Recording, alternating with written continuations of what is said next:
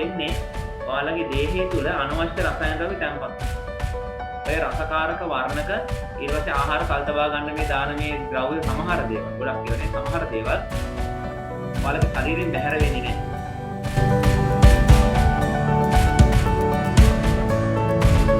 ආහාර ද්‍රව්‍ය තුල තියෙන රසායන ද්‍රව්‍ය අපිට ඉවත් කරන්න බෑනේ. ඒකවල තියෙන ආහාරේ නෑ. නේද?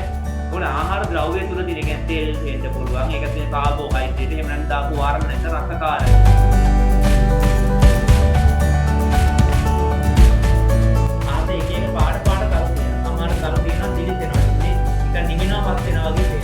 සමහර තර තියෙන එක දිගටම තියෙනවා එහෙම තර ලයිට් එක පස්සේ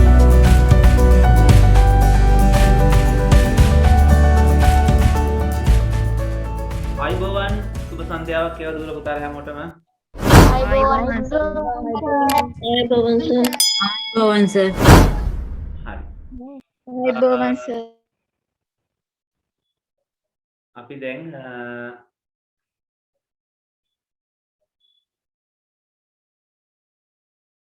දැන් ආහාර පරිරක්ෂණය ගැන තමයි කතා කරගෙන යන්නේ නේද? ආහාර පරිරක්ෂණය ගැන කතා කරගෙන ගියා. ආහාර පරිරක්ෂණය කියන්නේ ආහාර කල්තබා ගැනීමේ ක්‍රම. එතකොට ඒකදී අපි කතා කරා පාරම්පරික ක්‍රම සහ ඒ කියන්නේ සාම්ප්‍රදායික ක්‍රම සහ නවීන ක්‍රම කියලා දෙකක් කතා කරා. සාම්ප්‍රදායික ක්‍රම යටතේ අපි ලුණු දැමීම, දුම් ගැසීම, වියලි වැලි තුල ගිල්ලා දැමීම ඊළඟට ආයේ වියලීම නේ?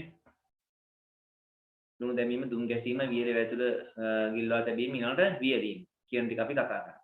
ඊළඟට නවීන ක්‍රම යටතේත් වියලීම තියෙනවා.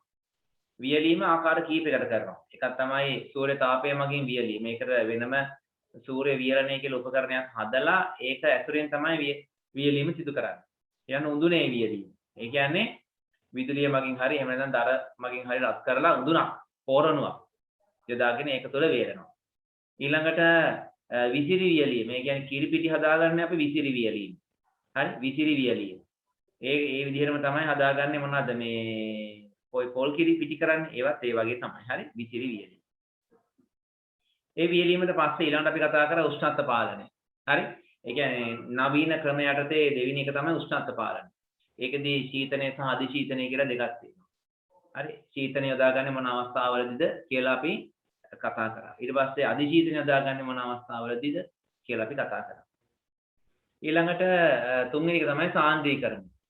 සාන්ද්‍රණය වැඩි කරන. ජලය අඩු කරලා සාන්ද්‍රණය ආහාර සාන්ද්‍රණය වැඩි කරනවා. හරි? එතකොට මොකද වෙන්නේ? ජලය අඩු නිසා සුද්ධජීවියෙක් ආවත් ජල සාන්ද්‍රණය අඩු නිසා සුද්ධජීවියාගේ දේහයේ තියෙන ජලය විසරණය වෙලා ඒ ආහාරයට සුද්ධජීවියා මරණයටපත් වෙනවා. සුද්ධජීවීන්ට වර්ධනය වෙන්න බැරි වෙලා යනවා. හරි? ඊළඟට රසායන ද්‍රව්‍ය පරිරක්ෂක එකතු කිරීම. හරි? රසායන ද්‍රව්‍ය කියලා කියන්නේ ආහාර වලට කෘතිම එකතු කරන රසායනික ද්‍රව්‍ය අපි යොදා ගන්නවා තියෙනවා. අන්න ඒවා තමයි පරිරක්ෂක කෘතිම රසායනික ද්‍රව්‍ය. හරිද?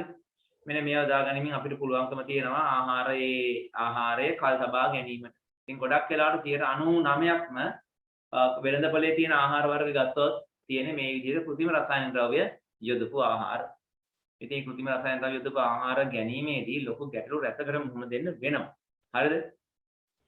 දැන් ඔයාලගේ අම්මා හරිද? අම්මලා නෙමෙයි ඔයාලගේ අම්මා. ඔය කෘතිම රසායන ද්‍රව්‍ය අරගෙන නැහැ. ඒ නිසා ඔයාලට කිසිම රෝගයක් නැතුව දැන් ජීවත් වෙන්න පුළුවන්කම තියෙනවා. හැබැයි දැන් ඉන්න අම්මලා හරිද? අපි දකිනවා නිතරම ඔය කඩේ තියෙන එක එක රසකාරක දාපු ආහාර ගන්නවා. හරි? ක්ෂණික ආහාර අර ගන්නවා. ඒ කියන්නේ ඉක්මනට හදා ගන්න පුළුවන් නූඩල්ස් වර්ග. හරි? ඒ වගේ දේවල් කනවා. එතකොට මොකද වෙන්නේ? එතකොට යාළට දරුවෝ ලැබෙන කාලෙකදී යාළට ලැබෙන දරුවන්ගේ ගොඩාක් රෝගාබාධ තියෙනවා. සමහර දරුවෝ හරි ඉක්මනට ලෙඩ වෙනවා. සමහර අයගේ හැදෙන ලෙඩ හොයාගන්න බෑ. හරි? සමහර අයගේ හදවත්වල සිදුරු තියෙනවා. ඒ වගේ එක එක අඩුපාඩු සහිතව ඉපදෙන දරුවෝ, ඒ කියන්නේ අඩුපාඩු සහිතව දරුවෝ බිහි වෙන්න පුළුවන්. ඔය කෘතිම රසකාරක වර්ණක ඊළඟට කෘතිම ලෙස පරිරක්ෂණය කරපු ආහාර ගැනීම නිසා. ඒ නිසා මතක තියාගන්න ඔයාලගෙන් පස්සේ යන පරම්පරාව නිරෝගී පරම්පරාවක් වෙන්න නම් අනිවාර්යයෙන්ම ඔයාලා කෘතිම ආහාර, ඒ කියන්නේ ක්ෂණික ආහාර සහ රසකාරක වර්ණක යොදපු ආහාර ගැනීම සම්පූර්ණයෙන් නවත්තන්න වෙනවා.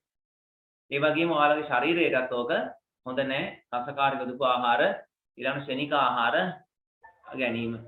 උදාහරණයක් විදිහට ෆ්‍රයිඩ් රයිස් කන්න පුරුදු වෙච්ච කෙනෙක් ඉන්නවා නම් උදාහරණයක් විදිහට කොත්තු කන්න පුරුදු වෙච්ච කෙනෙක් ඉන්නවා නම් හරිද මේව හොඳ නැහැ ඊළඟට අර කඩවල වල තියෙන අධික ලෙස පැණි රස තියෙන කේක් වර්ග ඒව කන්න හොඳ නැහැ හරි එතකොට ඒවයි තියෙන රසකාරක ගොඩක් වෙලාවට තියෙනවා හරි එතකොට දැන් අපි හිතමු දැන් ওই කඩේ තියෙන ක්ෂණික නූල් නේ ඔය තියෙන එක එක නම් වලින් තියෙන මම නම් කියන්න යන්නේ නැහැ නම් කියන්න ගිහලා ඊට පස්සේ මේක එකෙන් දැක්කොත් එහෙම මවත් උස්සගෙන යයි ඒ නිසා මම නම් කියන්නේ ඔයාලා දන්නවා ඔය එක එක කප් වල දාලා තියෙන නූල් ස්තර ගුණ වතුර එක දාලා ටික වහල් තියලා ඒ කප් එකෙන්ම තියෙනවා ගියරපු වගේ ඒකෙන්ම කන්න පුළුවන් ඒ විදිහට තියෙනවා ඒවා කෑම වෙන්නේ ඔයාලගේ දේහය තුල අනවශ්‍ය රසායන ද්‍රව්‍ය තැන්පත් වෙනවා ඔය රසකාරක වර්ණක ඊට පස්සේ ආහාර කල්තබා ගන්න මේ දාන මේ ද්‍රව්‍ය සමහර දේවල් ගොඩක් ඒවානේ සමහර දේවල් ඔයාලගේ ශරීරයෙන් බැහැර වෙන්නේ නැහැ ඔයාලගේ ශරීරයෙන් බැහැර වෙන්නේ නැතුව ඔයාලගේ ශරීරය තුළ ඔම තැන්පත් වෙනවා මේවා තැන්පත් වීම නිසා මොකද වෙන්නේ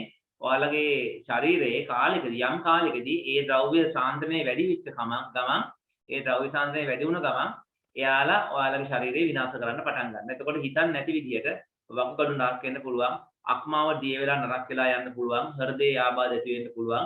ඒ වගේ ඇතුළේ තියෙන වෙන ආහාර ජීර්ණ පද්ධතියේ කුඩාන්ත්‍ර මහාන්ත්‍ර වල විවිධාකාර රෝග ඇති වෙන්න පුළුවන්, පිළිකා වගේ දේවල් ඇති වෙන්න පුළුවන්කම තියෙනවා. නිසා ඒවා පුළුවන් තරම් භාවිතයෙන් අඩු කරන්න ඕනේ. එහෙම නැත්නම් 100%ක්ම භාවිත නොකර ඉන්න ඕනේ. හරි? අපිට ගුරු පුරුදු දේශීය රසකාරක වර්ග අපිට තියෙනවා. ඒවා භාවිත කිරීම තමයි හොඳම දේ. හරිද? එතකොට දැන් බලන්න දැන් ඔයාලට කවදා හරි දවසක පිටරට යන්න පුළුවන් නම් ජපානට චීනට වගේ යන්න පුළුවන් නම් ඒ මිනිස්සු කවදාවත් රසකාරක දාපු ආහාර භාවිතයට ගන්නෑ මේ අපි කනවා. මේ තුන්වෙනි පන්තියේ රටවල් වල ඒ කියන්නේ සංවර්ධනයේ වෙමින් පවතින එහෙම නැත්නම් සංවර්ධනය කරන්න බැරිය මේ අපේ ලංකාව වගේ රටවල් වල තමයි ඔය රසකාරක දාපු ආහාර වර්ණක යොදපු ආහාර භාවිතයට ගන්න. මම අනිත් රටවල් වල එහෙම නැහැ. දැන් ඕස්ට්‍රේලියාව වගේ රටකට ගියොත් මේ මිනිස්සු රැයට ගන්න සම්බුකු එළවලු ටිකක් ගම්මිරි තියගෙන ලුණු කුඩියෙන් කනවා යාලා. එහෙම කරන්නේ. හරි බත් කන ප්‍රමාණය පුළුවන් තරම් අඩු කරලා තියෙනවා. ඒ කට්ටිය එළවලු පළතුරු වලින් තමයි බඩ පුරව ගන්න. එළවලු පළතුරු මස් මාළු වලින්. හරි ඒකවල බත් කියන එක අඩු කරන්න ඇඟේ තැන්පත් වෙන කාබෝහයිඩ්‍රේට් ඒ කියන්නේ ඇඟේ තැන්පත් වෙන මේද ප්‍රමාණය අඩු වෙනවා. බත් කන ප්‍රමාණය අඩු කරන්න තරමට ඇඟේ තැන්පත් වෙන මේද ප්‍රමාණය අඩු වෙලා මේ නියම හැඩ තියෙන සිරුරක් ලැබෙනවා. නැත්තම් වැඩිපුර බත් කනකොට බත් ගොඩක් කනවා නම් හරි බත් විතරයි කියන්නේ බත් කියන්නේ කාබෝහයිඩ්‍රේට්. නේද? අපි මේක ඉගෙන ගත්ත සාම්බල ආහාර වේලයකට. නේද? එතකොට ඔය කොත්තු ෆ්‍රයිඩ් රයිස් වල තියෙන තනිකර කාබෝහයිඩ්‍රේට් ගොඩක්. එහෙම නැතුව ඒ රටවල කරන්නේ බලන්නකො පිටරටින් මිනිස්සෙක් ආවොත් මේ නම් වෙන උස්ස මහත යෝධයෝ වගේ හිටින්නේ. අපි නිකන් කුරුමිට්ටෝ වගේ නේ. මේ ලංකාවේ ඒ වගේ උස්ස මහත් වෙන පුද්ගල කීයෙන් කීයද අඩුයිනේ. මොකද එහෙම එන්නේ ඇයි ඒ? ඒතු තමයි මිනිස්සු ඔය රසකාරක වර්ණක වගේ දේවල් යොදපු ආහාර ගන්නෑ ස්වභාවික ආහාර ගන්නෑ. ඒක මෙයාලා සාම්බල ආහාර වේලක් ගන්න. හොඳයි. එතකොට වැඩිපුරත් එක්ක විස්තර ටිකක් මම ඔයාලට කියලා දුන්නේ පාඩමට අදාළ සහ පාඩමට අදාළ නැති වුණත් ඔයාලගේ ජීවිතේට අදාළ දේවල් ටිකක් තමයි කිව්වේ. ඊළඟට අද අපි කතා කරනවා ආකලන ද්‍රව්‍ය. අද අපි කතා කරනවා ආකලන ද්‍රව්‍ය. හරි? ආකලන ද්‍රව්‍ය කියන්නේ මොනවද කියලා බලමු. ආකලන ද්‍රව්‍ය. මෙහෙමයි. දැන් ඔය ආහාරයක් පරිරක්ෂණය කිරීමේදී ඒ කියන්නේ ආහාරයක් කල් තබා ගැනීමේදී අපි ඒකට එකතු කරනවා ද්‍රව්‍ය. හරිද? ආහාර කල් තබාගෙන ඒවා අතුරුම් කරනවා අපි විකුණන්න ගන්නකොට දැන් හිතන්න කවුරු හරි විකුණනවා ක්‍රීම් බනිස් හදලා. එතකොට යා ක්‍රීම් බනිස් එක අරගෙන ඒක හදලා ඒක පිට ලේබලයක් ගහනවා නිෂ්පාදන දිනේ කාලිකුත් තියෙන දිනේ කියලා ගහලා මේක පැකට් කරලා දාලා තමයි අපිට එවන්නේ. එහෙම නැත්නම් සමහරව හදනවා බයිට්ස් වර්ගනේ. එතකොට යා පැකට් කරලා අපිට එනවා. සමහර කට්ටිය හදනවා උඹලකට සම්බෝල. ඒ කඩේ තියෙන දිගට කාඩ්බෝඩ් කෑල්ලක් ගහලා පැකට් තියෙන දිගට රුපියල් 20යි 15යි කියලා දාලා තියෙන. කල්ලා ගන්න. උඹලකට සම්බෝල තියෙන. එහෙම නැත්නම් ටිපි ටිප් වර්ග තියෙනවා. ටිපි ටිප් කියන්නේ ඒක බෑන්ඩ් එකක්. හරි ඒ වගේම දැන් නූඩල්ස් වර්ග තියෙනවා. සෝයා මීට් තියෙනවා. ඊළඟට කෝඩියල් වර්ග තියෙනවා, ජෑම් වර්ග තියෙනවා, කිරිපිටි තියෙනවා, ඔය විවිධාකාර ආහාර වර්ග තියෙනවා. හරි ඇසුරුමක තියෙනවා. මේ ඇසුරුමක් තුළ තියෙන හේතුව තමයි සාමාන්‍ය පරිසර තත්ත්වයන්ගෙන් මෙයා වෙන් කරන්න ඕනේ. සාමාන්‍ය පරිසර තත්ත්වයේ තිබ්බොත් හරි ඉක්මනට මෙයා මත සුද්ධ ජීවීන්ගේ ක්‍රියාකාරීත්වය සිදු වෙලා ඒ වගේම බාහිර පරිසරයේ තියෙන වායු වර්ග මේ ආහාරයේ තියෙන රසායන ද්‍රව්‍යත් එක්ක ක්‍රියා කරලා සම්පූර්ණයෙන් යාගේ ඒ ආහාරයේ තියෙන වර්ණය, ගන්ධය, රසය, වයනය, පෝෂක ගුණ මේවා වෙනස් වෙනවා. හරි? ඒ නිසා තමයි මේවා සාමාන්‍ය බාහිර පරිසරයෙන් වෙන් වෙන්න ඕන නිසා තමයි මේක අසුරණයක් තුළ තියෙන පැකට් කරන්නේ. පැකට් කරාට පස්සේ බාහිර වායු වල තියෙන වාතයන්යත් එක්ක ගැටෙන්නේ නැහැ. සමහර පැකට් තියෙනවා ඒ පැකට් වලට බාහිර තියෙන ආලෝකයවත් ඇතුළේ නැහැ. බලන්න කිරිපිටි පැකට් එකක්. කිරිපිටි පැකට් එකක් අතර ගත්තොත් එimhe කිරිපිටි පැකට් එක තියෙන ඇලුමිනියම් තියෙන ලැමිනේට් කරපු ඉටි කොලයක් තියෙනවා. ඒ කියන්නේ ඒක ඉටි කොළ දෙකක් දෙපැත්තෙන් තියෙනවා මැද තියෙන ඇලුමිනියම් කොලයක්. ඒ නිසා ඒක ඇතුළට බාහිර ආලෝකය ඇතුළේ වෙන්නේ නැහැ.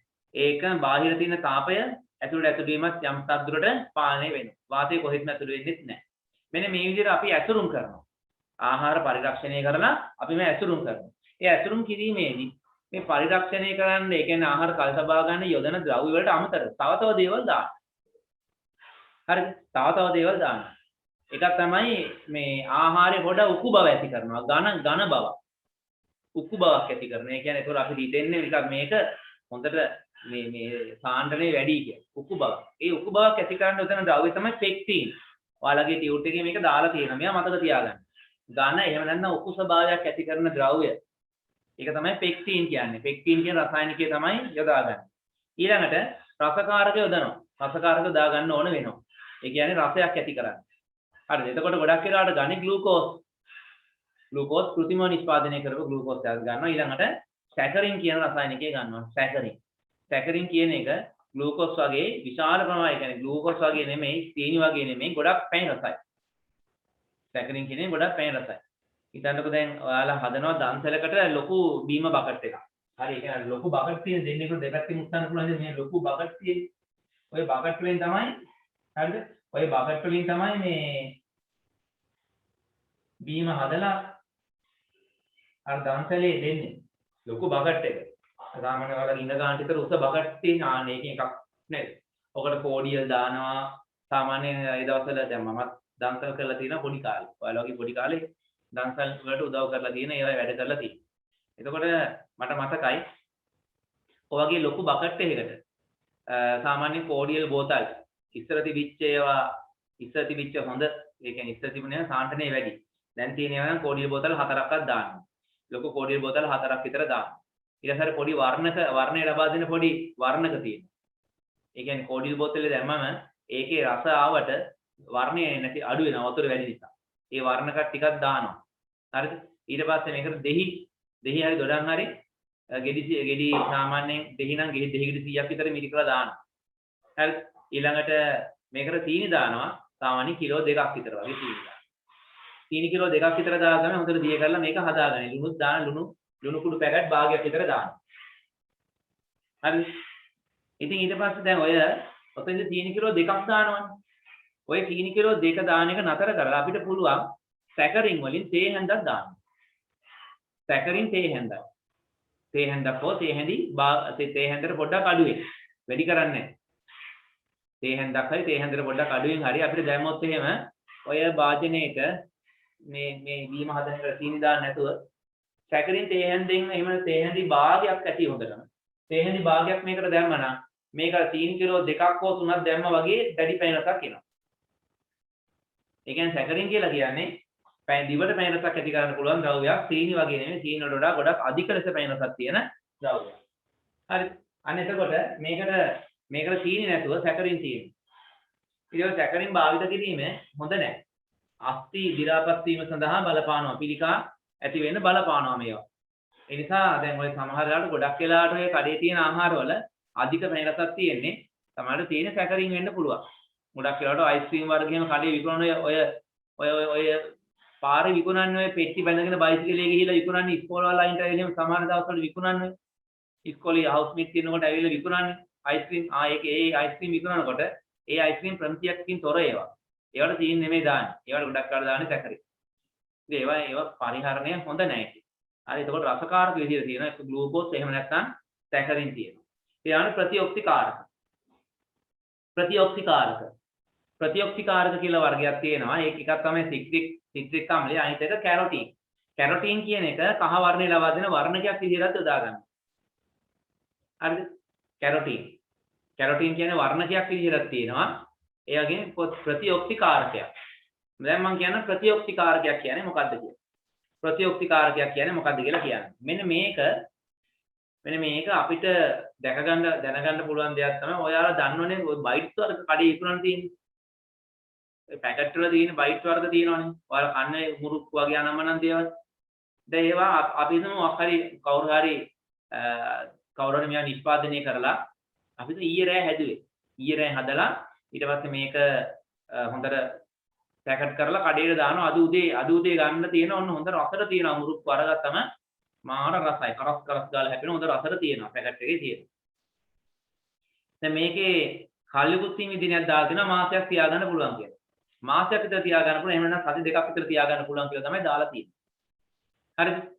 දැන් මේ මුරුක්කු පැකට් එකේ අර ලොකු පැකට් ගොඩෙන් එක එක ඉවරලා අවසාන ටික දැන් ඔන්න එනවා.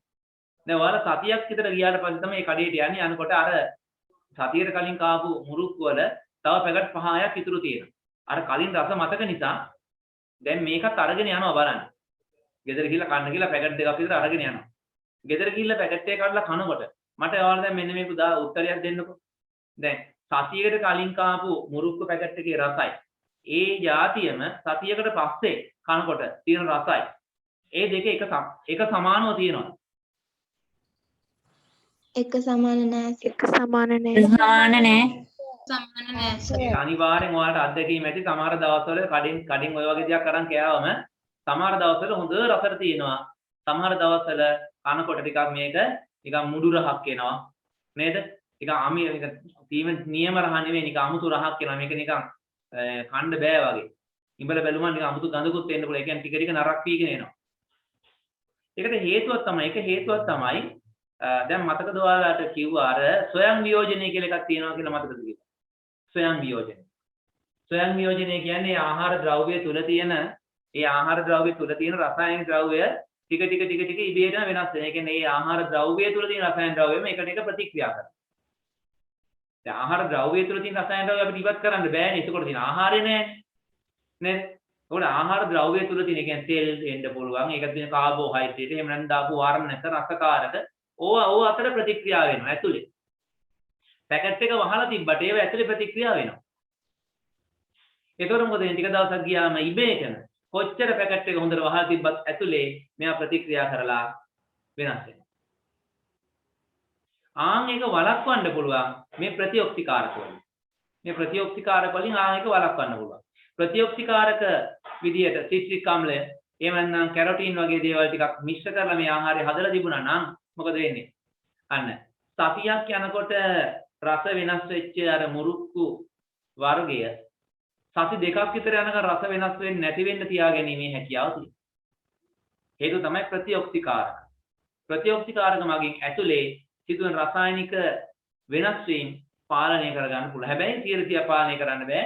ටික ටික කාලයක් ඇද්දි ඒ රසායනික වෙනස් වීම වෙනවා. දැන් බලන්නකෝ ඔයාලා කඩෙන් ගන්න ටිපිටි පැකට් එකක්. ටිපිටි පැකට් එකේ එක්ස්පයර් ඩේට් එක දාලා තියෙන මාස 6ක් එහෙම නැත්නම් අවුරුද්දක්. අපි කඩෙන් ගන්න බයිට් පැකට් එකේ සති 2යි හෝ උපරිම මාසයක්. ඇයි ඒ? හේතුව දැන් ප්‍රතිඔක්තිකාරක නැති නිසා. ප්‍රතිඔක්තිකාරක දාලා තියෙනවා ටිපිටි වලට. එතකොට දැන් කවුරු හරි හදිස්සියයි ටිපිටි පැකට් එකක් ගන්නවා කල්ලිකුත් වෙලා. සතියක් කල් පැනලා. හැබැයි දන්නෙත් නෑ කනවා. කන ගමන් නිකන් බලනවා එක්ස්පයර් ඩේට් එක.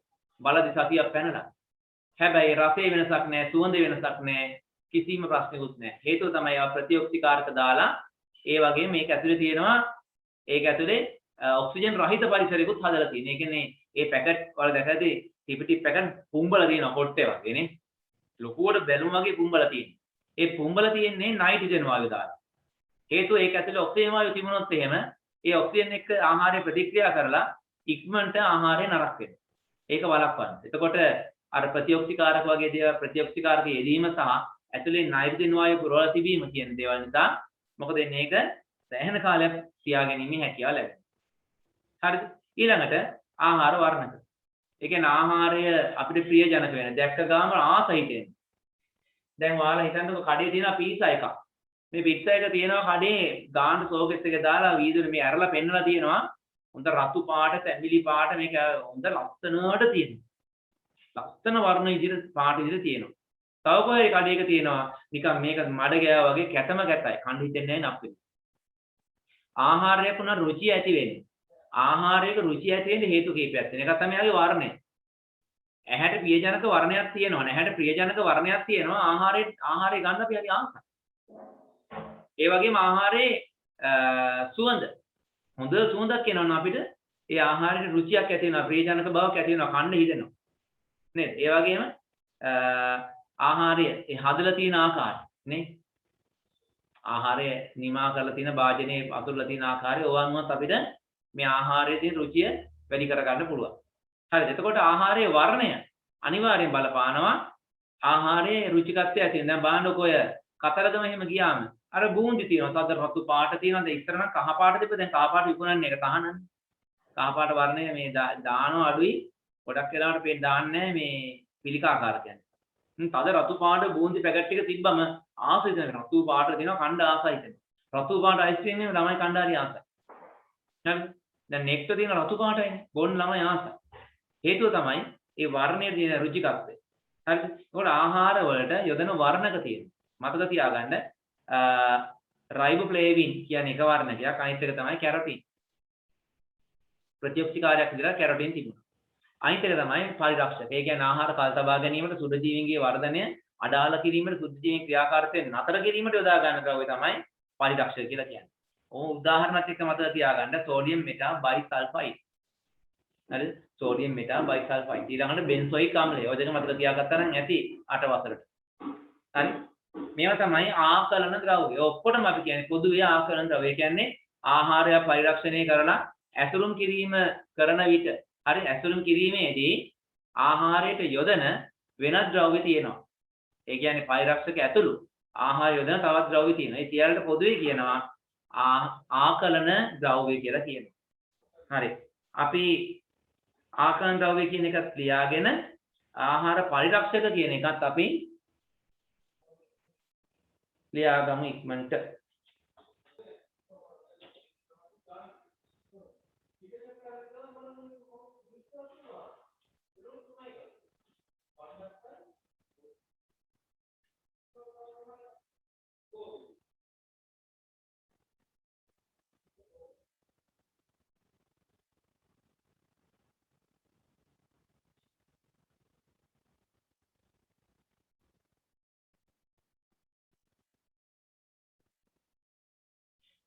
හොඳයි දැන් එහෙනම් අපි දන්නවා කල් තබා ගැනීම කියන්නේ මොකක්ද ආහාර පරිරක්ෂණය කරන හොඳට කටපාඩමේ තියාගන්න. හරිද? ආහාරයක් කල් තබා ගැනීමේදී ආහාරය නරක වීමට හේතු වන සුද්ධ ජීවීන්ගේ ක්‍රියාකාරීත්වය සහ අනිකුත් බාහිර අභ්‍යන්තර සාධක වල ක්‍රියාකාරීත්වයන් වැළක්වා ගැනීම එවන වැළැක්වීම තමයි අපි ආහාර පරිරක්ෂණය කියලා කියන්නේ. හරිද? එතකොට පරිරක්ෂක කියලා කියන්නේ. මොනවද බලන්න අහගන්න මේ වචන දෙකක්. හරි? ආහාර පරිරක්ෂණය. හරිද? ඊළඟට ආහාර පරිරක්ෂක. ආහාර පරිරක්ෂක කියන්නේ පරිරක්ෂණය කිරීමට යොදන ද්‍රව්‍ය. පරිරක්ෂණය කියන්නේ කල් තබා ගැනීමේ ක්‍රියාවලිය. හරිද? කල් තබා ගැනීමේ ක්‍රියාවලිය තමයි පරිරක්ෂණය. පරිරක්ෂක කියන්නේ කල් තබා ගැනීම සඳහා යොදා ගන්න ද්‍රව්‍ය. ඒකට මෙහෙම කියන්න පුළුවන්. ආහාර පරිරක්ෂණය කියන්නේ මොකක්ද කියලා අහුවොත්. හරිද? ආහාර පරිරක්ෂණය කියන්නේ මොනවද කියලා අපිට කියන්න ආහාර කල් තබා ගැනීමේ ක්‍රියාවලිය. පරිරක්ෂක කියන්නේ මොනවද කියලා අහුවොත් අපිට කියන්න පුළුවන් ආහාර කල් තබා ගැනීම සඳහා. ආහාර කල් තබා ගැනීම සඳහා හේතු වන සුද්ධ ජීවීන්ගේ ක්‍රියාකාරීත්වය නතර කිරීම. ඊළඟට බාහිර හා අභ්‍යන්තර සාධකවල ක්‍රියාකාරීත්වය නතර කිරීම සඳහා යොදන රසායනික ද්‍රව්‍ය. ඒවා තමයි ආහාර පරිරක්ෂක කියලා අපි කියන්නේ. හොඳයි. එතකොට යුරෝපා සංගමයෙන් අනුමැතිය දීලා තියෙන ආහාර පරිරක්ෂක වර්ග කීපයක් තියෙනවා. හරිද?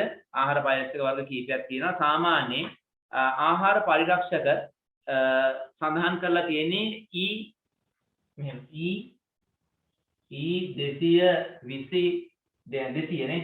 E200 සිට 229 දක්වා. E200 අංකයේ සිට 229 දක්වා අංක දීලා තියෙනවා. දැන් ඔයාලගේ ගෙදර තියෙන නූඩල්ස් එකක් අරන් බැලුවොත් එහෙම ඒකේ E200 ඉඳන් 229 දක්වා මොකක් හරි ඒ කියන්නේ 222 228 ඒ වගේ අංකයක් මොකක් හරි ඇති. ඒ අංකෙන් කියවෙන්නේ ආහාර යොදව පරිරක්ෂක ද්‍රව්‍ය. හරිද? ආහාර යොදව පරිරක්ෂක ද්‍රව්‍ය. එතකොට මේ විදිහට යුරෝපා සංගමයෙන් අනුමැතිය දීලා තියෙන පරිරක්ෂක ද්‍රව්‍ය මම ඔයාලට 6ක් දෙනවා කටපාඩමේ තියාගන්න. මේ තියෙන යුරෝපා සංගමයේ විසින් යොදා ගන්නා අංක ක්‍රමය යටතේ E200ත් 229ත් අතර තියෙන ආහාර පරිරක්ෂක වර්ග 6ක්. මේක ලියලා මතක තියාගන්න කටපාඩමේ තියාගන්න කොයි වෙලාවක හරි ප්‍රශ්න පත්‍රයක මේවා අහයි. තමයි අහන්නේ ඔබ දන්නා ආහාර පරිරක්ෂක වර්ග දෙකක නම් ලියන්න. එතකොට මෙතන ඔයාලා 6ක් තියෙනවා. ඔය 6න් මුල් 3ක් විතර කටපාඩමේ තියාගත්තා නම් ඇති. අපි එනම් බලමු පරිරක්ෂිත ආහාර වර්ග තව තියෙනවා එක කොටසක්. ඒකත් කියලා ඊළඟ පස්සේ බලමු පරිරක්ෂිත ආහාර වර්ග නේ.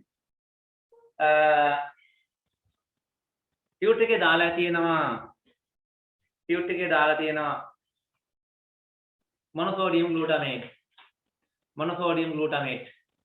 මේක ඇත්තටම රස ඔයාලගේ දිවේ තියෙන රසාංකුර උත්තේජනය කරන රසායනික ද්‍රව්‍යයක්.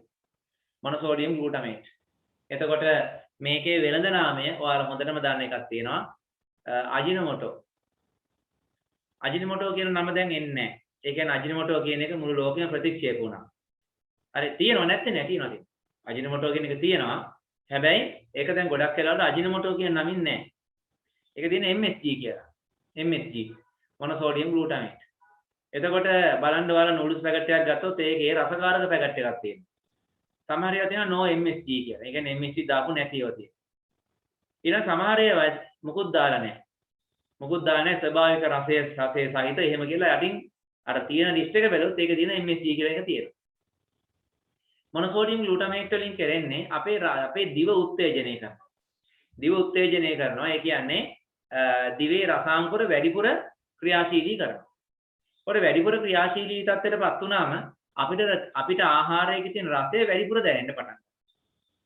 ඒ කියන්නේ මේ MSG කියන රසායනික ද්‍රව්‍ය අපි දැම්මොත් සම්බෝලයකට වෙනකට වඩා සම්බෝලේ රසයි කියලා අපිට දැනෙනවා. හරිද? අපි දැම්මොත් මාළු හොදියකට මාළු වෙනකොට දැම්මොත් අපිට වෙනකට වඩා මේ මාළු එක රසයි කියලා දැනෙනවා. මස් වල දැම්මොත් වෙනකට වඩා මස් එක රසයි කියලා දැනෙනවා. අපි වෙන මොකක් හරි ආහාරයක් තියෙනවා කියලා හිතමු. ආන්ගේ අපි වෙන මොකක් හරි ආහාරයකට මේ සතුටුත් වෙනවා. අපි වෙන මොකක් හරි ආහාරයකට හරිද? අපි මොනෝසෝඩියම් ග්ලූටමේට් චුට්ටක් දැම්මොත් මොකද වෙන්නේ? ඒ ආහාරයේ රස තිබුණට වඩා වැඩි දියුණු වෙනවා. ලොකු රසයක් විදිහට දැනෙනවා. එතකොට මොනෝසෝඩියම් ග්ලූටමේට් දාන ප්‍රමාණය වැඩි වෙන්න ආහාර රස වැඩි. දැන් ඔයාලා දන්නවා සමහර කඩවල් තියෙනවා. ඒ සමහර කඩවල් වල හරිද? ඒ සමහර කඩවල් වල හදන ෆ්‍රයිඩ් රයිස් එක මාර රසයි. ඔය ළමයි කියනවා අර කඩෙන් නම් ගේන්න එපා මේ කඩේ එකක් ගේන්න කියලා කියනවා. හරිද? ඒ අයියේ ඒ රසට හුරු වෙලා. ඒ කියන්නේ ඒකේ අර දාන රසකාරක ප්‍රමාණය වැඩි. මේ සත්තු කලදර කරනවා.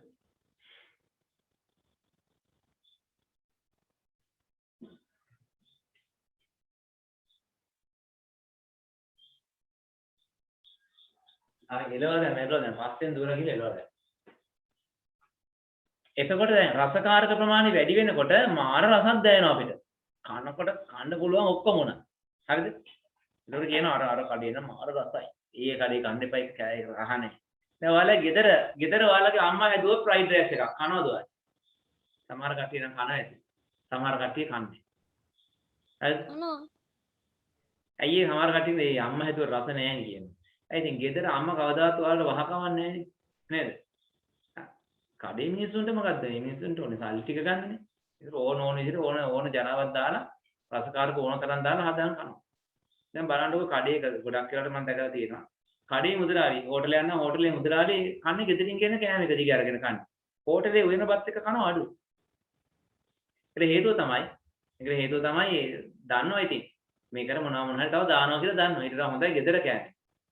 නේද? එහෙම කරන අවස්ථා මම හොඳට දැකලා තියෙනවා සමහර කඩවල වල මුදලාලි කෑම කනවා කෑම පෙට්ටිය කියන කෑම එක කනවා.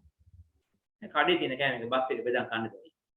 මේ හැබැයි සමහර කඩවල මම දැකලා තියෙනවා ටවුන් එකේ සමහර කඩවල මම දැකලා තියෙනවා කඩේ මුදලාලි ගිහිල්ලා උයලා තියෙන කෑම එකෙම බෙදාගෙන තෙන්ට එන කනවා. ඒකට ඒ වගේ කඩවල මම කෑම කනවා බය නැහැ. ඒයි එයාලා දන්නවා එතකොට ඒ කියන්නේ එයා කනවා කියන්නේ අනිවාර්යයෙන්ම කිසිම රසකාරක ද්‍රව්‍ය වැඩිපුර එක්ක දාලා නැතුව හරි එහෙම නැත්නම් එක්ක දානවා නම් චුට්ටයි දාලා. හරි. ඉතින් කොහොම වුණත් මේ MSG කියන එක හුරු වුණොත් එහෙම අනිත් රසවල දැනෙන්නේ නැතුව යනවා. ඒ කියන්නේ අපේ දිවට නිතර මේ MSG කියන එක හුරු වුණොත් එහෙනම් මොකද වෙන්නේ? සාමාන්‍ය ස්වභාවික ආහාරවල තියෙන රසය අපිට දැනෙන්නේ නැති වෙලා යනවා. ඉතින් අපේ දිව කියන හරි සංවේදී ඉන්ද්‍රියක් නේ. කුඩා රසයක් වුණා වෙනස අපිට දැනෙනවා. හැබැයි අපි MSG වලට හුරු වුණොත් එහෙම අපේ තියෙන දිවේ රසාංකුර උත්තේජන වෙලා වැඩි වෙලා එයාට රස දැනෙන ලොකු රසයක් එන්න ඕන. දැන් උදාහරණයක් විදිහට හිතන්නකෝ ඔයාලා කවුරු හරි දැන් හිතන්න ගිය ඇතුලේ හඳුන් කුරක් පත්තු කරනවා. හඳුන් කුරේ සුවඳ පත්තු කර බැලුවා හොඳට දැනෙනවා. ටිකලා කියලා පස්සේ හඳුන් කුරේ සුවඳ එක ඔයාලට ගාණක් නැහැ. එක තියනවද නැද්ද කියලාත් නැහැ. දැනෙන්නේ. තව උදාහරණ දැන් කොළඹ පැත්තට යනකොට අර කාණු තියෙනවා ගඳ ගහනවා මාර ගඳයි. නේ? දැන් කොළඹට බස් එකේ යදී ඒ දවස්වල අර ලොකු කුණු කන්ද. ওই කුණු කන්ද ලං වෙනකොට පුදුම ගඳක් තියෙනවා. ওই ගඳ දැනෙනකොට තමයි ටක් ගාලා ඇහැරෙන්නේ කොළඹට ආවා. හැබැයි කොළඹ ඒ ප්‍රදේශයේ ඉන්න මිනිස්සු කිසි ගානක් නැතුව හොඳට ඉන්නවා. ඒ ළඟ ගෙවලුත් තියෙනවා. කිසි ප්‍රශ්නයක් නැහැ. හේතුව මොකද්ද? ඒ කට්ටියගේ නාහිතර ගඳ දැනෙන්න නාහි හුරු වෙලා නාහයේ තියෙන ඒ ගන්ධ ප්‍රතිග්‍රාහක ඉන්ද්‍රියන් විඩාවටපත් වෙලා තියෙනවා. ඒ විඩාවටපත් වීම නිසා එයාට ඒ ගඳ දැනෙන්නේ. දැන් ඔයාලා නිතර MSG කියන එකට හුරු වුණොත් එහෙනම් මොකද වෙන්නේ? ඔයාලගේ දිවේ තියෙන රසාංකුර අක්‍රිය වෙනවා. රසාංකුර අක්‍රිය වුණාට පස්සේ MSG නැතුව කෑම කන්න බැරි වෙනවා. ඒ කියන්නේ ගෙදර සාමාන්‍ය සම්බෝලයක් හැදුවොත් එහෙම මිරිස් ලුණු දාලා ඉවරලා සම්බෝලයක් හැදුවොත් ඒ රස දැනෙන්නේ නැහැ. ඒක නිකන් රොඩු කනවා වගේ.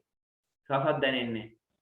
හේතුව තමයි දිවේ රසාංකුර සමහර වෙලාවට අක්‍රිය වෙලා කොමිය ගිහිල්ලා. අනේ වැඩි වෙනවා. ඒක ස්වභාවික ආහාරයේ රස දැනෙන්නේ නැතුව යනවා. මේ රසකාරක අධික ලෙස භාවිතයට ගැනීම නිසා. ඒ විස්තර වල කියුට එකේ තියෙනවා. ආයි විස්තරේ නෑ. විස්තරේ මම ඔයාලට කිව්වා. දැන් මම කියපු ටික මතක තියාගන්න. හරි? මොකද ඒ ටික මම ටියුට් එකට දැම්මේ නෑ. ඊළඟට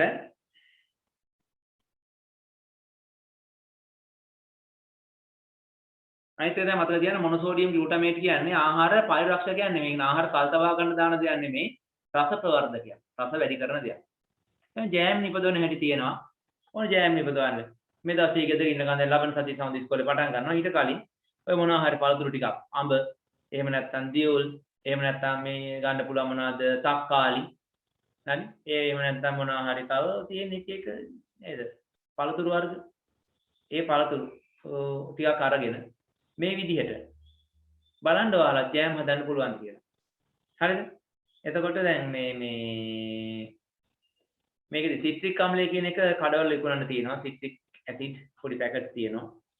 ඔය තියෙන්නේ බුත්තර නම් මට මතකයි අර දැන් ඔය කාගේ ඉස්සරහක් තියෙනවා. සුපර් මාකට් වල තියෙන ඒවා. ඔය පෙක්ටින් කියන එකක් තියෙනවා. පැකට් තියෙනවා.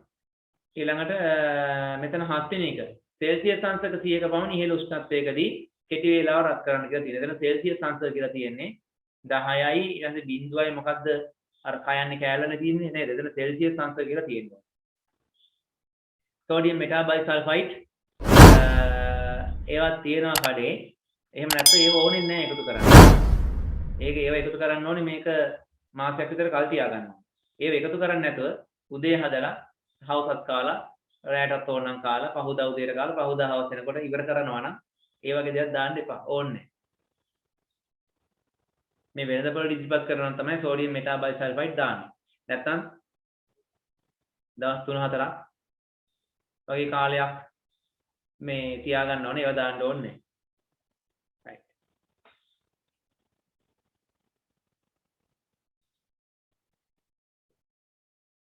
හරි. ඊළඟ බලමු අපි විවිධ පරිරක්ෂිත ආහාර වර්ග. විවිධ පරිරක්ෂිත ආහාර වර්ග මොන බලන්න. මේ 1 2 3 කියලා ආහාර වර්ග තුනක් තියෙනවා. චට්නි, ජෑම්, සෝස්, පළතුරු බීම. දැන් බලන්න මේ චට්නි කියන බෝතල් වල චට්නි තියෙනවා. කෙලින්ම හැන්දෙන් අරන් කටේ දාලා කන්න පුළුවන්. ජෑම් තියෙනවා. කෙලින්ම අරගෙන පාන් වල ගාලා කන්න පුළුවන්. නේද? ඊළඟට සෝස් තියෙනවා. කෙලින්ම පැකට් එකේ කඩලා එහෙම නැත්නම් කෙලින්ම බෝතලේ විවෘත කරලා අපේ ආහාරෙත් එක්ක මිශ්‍ර කරගෙන අපිට කන්න පුළුවන්. පළතුරු බීම කෙලින්ම අරගෙන අපිට බොන්න පුළුවන්. කඩේ තියෙන බෝතල් කරෝ බීම හොල් හෙල්ලුවා, මූඩිය ගැලෙවුවා, ජල රස දාලා බිව්වා. තේරෙනවද? කෙලින්ම ආහාර ගන්න පුළුවන්. දැන් මාමයිට් වගේ දෙයක් ගත්තොත් අරගත්ත කෙලින්ම ක්‍රීම් කැකර් එකේ ගාව කෑවා. නේ? ඒ විදිහට කෙලින්ම ආහාර ගන්න පුළුවන් පරිරක්ෂිත ආහාර වර්ග තියෙනවා. ඒවා අපි කියනවා ඍජුවම ආහාරයට ගත හැකි. පළවෙනි එක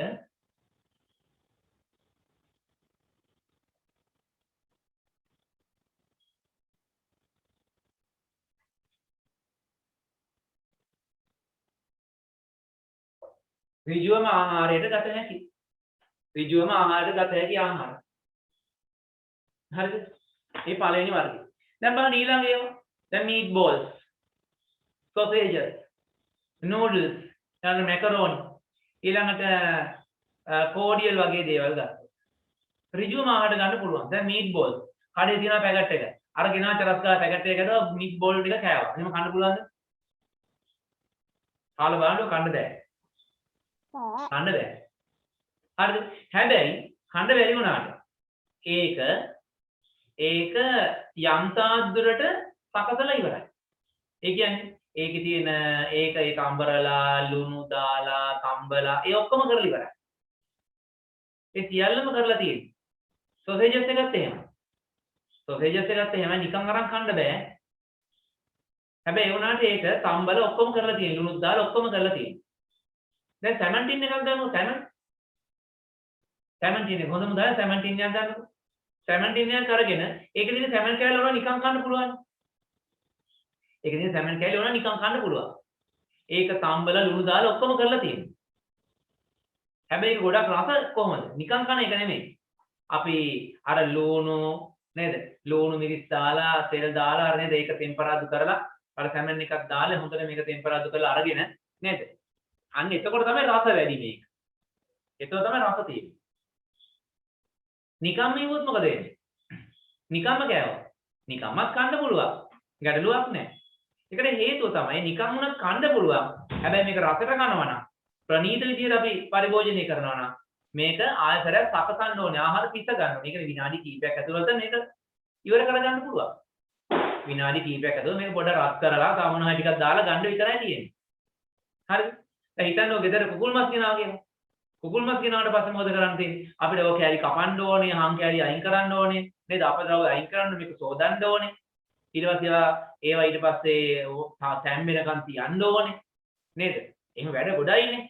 ගෙදර කුකුල් මස් හදනවා නම් කුකුල් මස් උයන්න ගියාට පස්සේ විනාඩි දෙකකින් උයා ගන්න බෑනේ.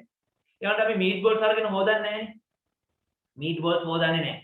නේද? සොසේජස් වර්ග හොදන්න ඕනේ නැහැ. නේද? හැබැයි ඒව අරගෙන අපිට ඒවා කෙලින්ම අපි ආහාර පිස ගන්න එකට දාලා හරි ඉක්මනට හදා ගන්න පුළුවන්. ඒකට හේතුව තමයි මේවා කලින් පිසගෙන ඉවරයි. හරිද? ඒ කියන්නේ කලින් උයලා ඉවරයි මේවා. කලින් තම්බල ලුණු දාලා ඔක්කොම කරලා ඉවරයි. මේක අපද්‍රව්‍ය කොටස් අයින් කරලා හරි කන්න හොඳ නැති කොටස් ටික අයින් කරලා හොඳ ටික විතරක් වෙන් කරලා ඒ ඔක්කොම කරලා ඉවරයි. ඒ නිසා අපි ඔකට කියනවා පෙර සකසන ලද ආහාර. පෙර සකසන ලද ආහාර වල අපි කියනවා පිරිසැකසුම් ආහාර. පිරිසැකසුම් ආහාර.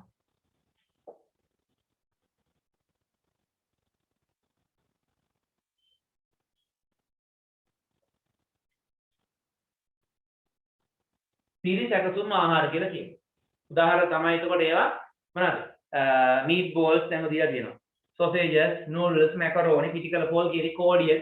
මේ cordial උනා නිකම් බොන්න පුළුවන්. ඒක වැඩ නැහැ නේද? නිකම් බොනවට වඩා හොඳ මේක වතුර දාලා දිය කරලා ඒකට තව සීනි ටිකකුත් දාලා දේචි චුට්ටකුත් මිරිකලා දාලා ලුණු චුට්ටකුත් දාලා එහෙම බොන එක. එතකොට අපි ගොඩක් වැඩි පිළිසර බොන්න පුළුවන්. නිකම් බොනකොට ඒ රස එන්නේ නැහැ. හරිද?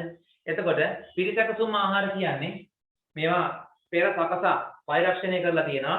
ක්ෂණිකව සකසා ගැනීමෙන් ආහාර ගන්න පුළුවන්. තව තියෙනවා. දැන් ඔයාලා දන්නවා කඩේ තියෙනවා කඩල යට පැලට්. හරිද? ඊළඟට කඩේ තියෙනවා දැන් සුපර් මාකට් එකට ගියොත් එහෙම ඒකේ තියෙනවා මස් තියෙනවා පෙති කපලා එහෙනම් මාළු පෙති කපලා පැකට් කරලා තියෙනවා ෆ්‍රිජ් එකේ දාලා. හරිද? ඊළඟට ওই විදිහටම තව තියෙනවා මොනවාද මේ කරවල වර්ග කරවල හාල් නැස්සු. ඒ ඔක්කොම දැන් කරවල නම් වේලලා ලුණු දාලා වේලලා පරිරක්ෂණය කරලා තියෙනවා. කල්තබා ගන්න විදිහට මේක ලුණු දාලා වේලලා තියෙන කරවල හාල් නැස්සු. නේද? ඒවා කල්තබා ගන්න විදිහට හදලා තියෙනවා. දැන් මාළු මස් උනත් ගත්තොත් ඒවා ශීතකරණය කියලා කල්තබා ගන්න පුළුවන් විදිහට හදලා තියෙනවා. හැබැයි ගෙදර අරන් ගියාම කෙලින්ම කන්න බෑ. කරවල අරගත්තාට පස්සේ කරවල මේක අරන් කෑලි කපලා වතුර දාලා චුට්ටක් පෙඟින තියලා සෝදලා අර හැම එහෙම තියෙන කෑලි ඒවා අයින් කරලා නේද? ඊට පස්සේ තමයි මේක උයලා ගන්න ඕන. ඒ කියන්නේ මේවා පිරිසකසුම් නෙමෙයි. පෙර සකසන ලද ආහාර නෙමෙයි. මේවා අපි අරගෙන මේ සුද්ධ පවිත්‍ර කරලා පිස ගන්න ඕන. පිස ගැනීමෙන් පස්සේ තමයි අපිට මේවා ආහාර ගන්න පුළුවන් වෙන්නේ. හරි. මේවට කියනවා අපි පරිභෝජනයට පෙර පිසීම අවශ්‍ය ආහාර. තුන්වෙනි එක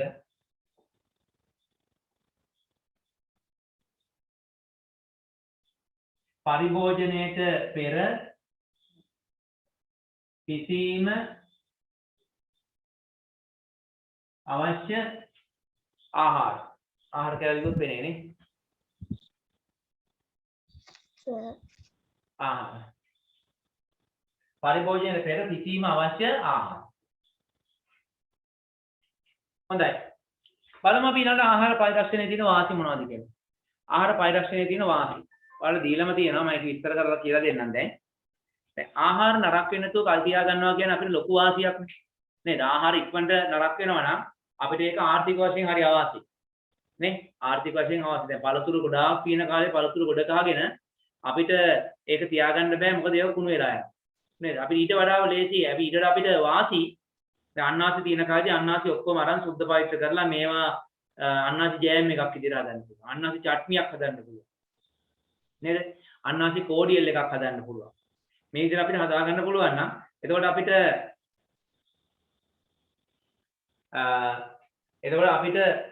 ඒ ආහාර ද්‍රව්‍ය නැති කාලෙම ඒ ආහාර ද්‍රව්‍ය හිග කාලෙදී අපිට ප්‍රයෝජනට ගැනීමේ හැකියාව තියෙනවා. හරිද? එතකොට තව තියෙනවා දැන් ආහාර නරක වුණාට පස්සේ දැන් ආහාරයන් නරක වෙන එක වළක්වගෙන කාලයක් තබා ගැනීම අපිට අන්න ඒ වගේ වාසි තියෙනවා. ආහාරයන් නරක වෙන එක වළක්වගෙන කාලයක් තබා ගැනීමෙන් ඒ වගේ වාසි තියෙනවා. ඒ වගේම දැන් අපි සමහර දවල් දන්න අපි ආහාර හිතන කිරි. ගෙදර ඉන්නවා එළදෙන්නේ. එයාගෙන් කිරි බෝතලයක් දොවා ගන්න. දොවාගෙන උදේ ඔක ගෙදර දෙන්නෙක් හරි ඉන්න කීප දෙනෙක් අපි දෙන්නෙක් කියලා දෙන්නේ බොනවා. අනිත් එක්කෙනා මේක තියාගන්නවා මේක මම දැන් මේක මම හවසට බොනවා කියලා තව භාගයක් තියාගන්න. එයාට එක්ක ඔක ෆ්‍රිජ් එකේ දාන්න අමතක කරනවා මොකක් හරි හේතුව නිසා විස බීජයක් හරි තමයි ඇතුළට ගිහිල්ලා. මෙයා හවස මේක බොන්න ගන්නකොට මේක සමහර වෙලාවට ඇතුළේ විස බීජ තිබිලා නරක වෙලා තියෙන්න පුළුවන්. සමහරවිට මෙයා දන්නේ නැහැ මේක නරක වෙලා කියලා. මෙයා ආහාරයට අරගන්නවා.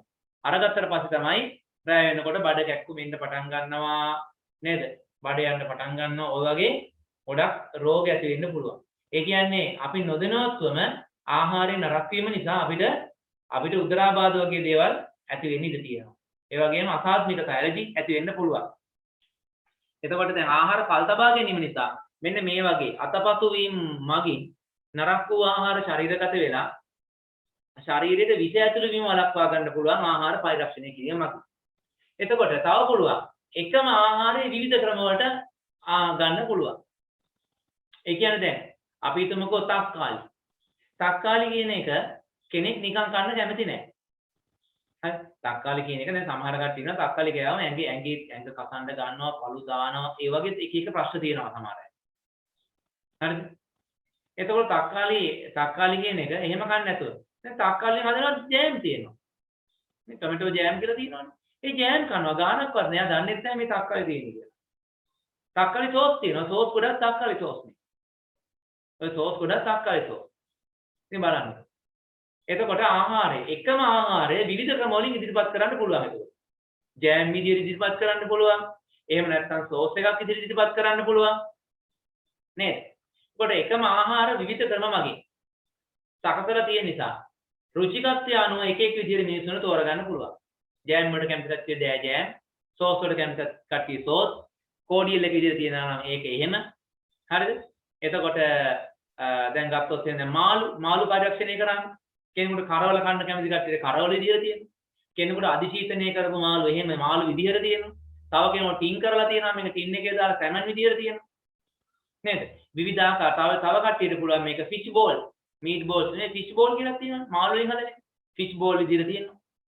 විවිධ ක්‍රම මගින් දානවා. විවිධ ක්‍රම මගින් තියෙනවා. දැන් මසුත් එහෙමනේ. නේ සමහර කට්ටිය දැන් කෙලින්ම කන්න කැමති කට්ටිය කුකුල් මස් එහෙම කුකුල පිටින්ම තියෙනවා. ෆ්‍රිජ් එකේ දාලා පැකට් කරනවා. මොකද එහෙම කන්න පුළුවන්. තව කෙනෙකුට පුළුවන් මේක සොසේජස් එක විදියට තියෙනවා. තව කෙනෙකුට මීට් බෝල්ස් විදියට තියෙනවා. ඒකට එකම ආහාර විවිධ ක්‍රම මගින් අපිට පරිරක්ෂණය කරලා වෙළඳ පොළට දාන්න පුළුවන්. එතකොට රුචිකත්වය අනුව ඕන කෙනෙකුට ඕන විදිහට මේක පරිහරණය කරන්න පුළුවන්.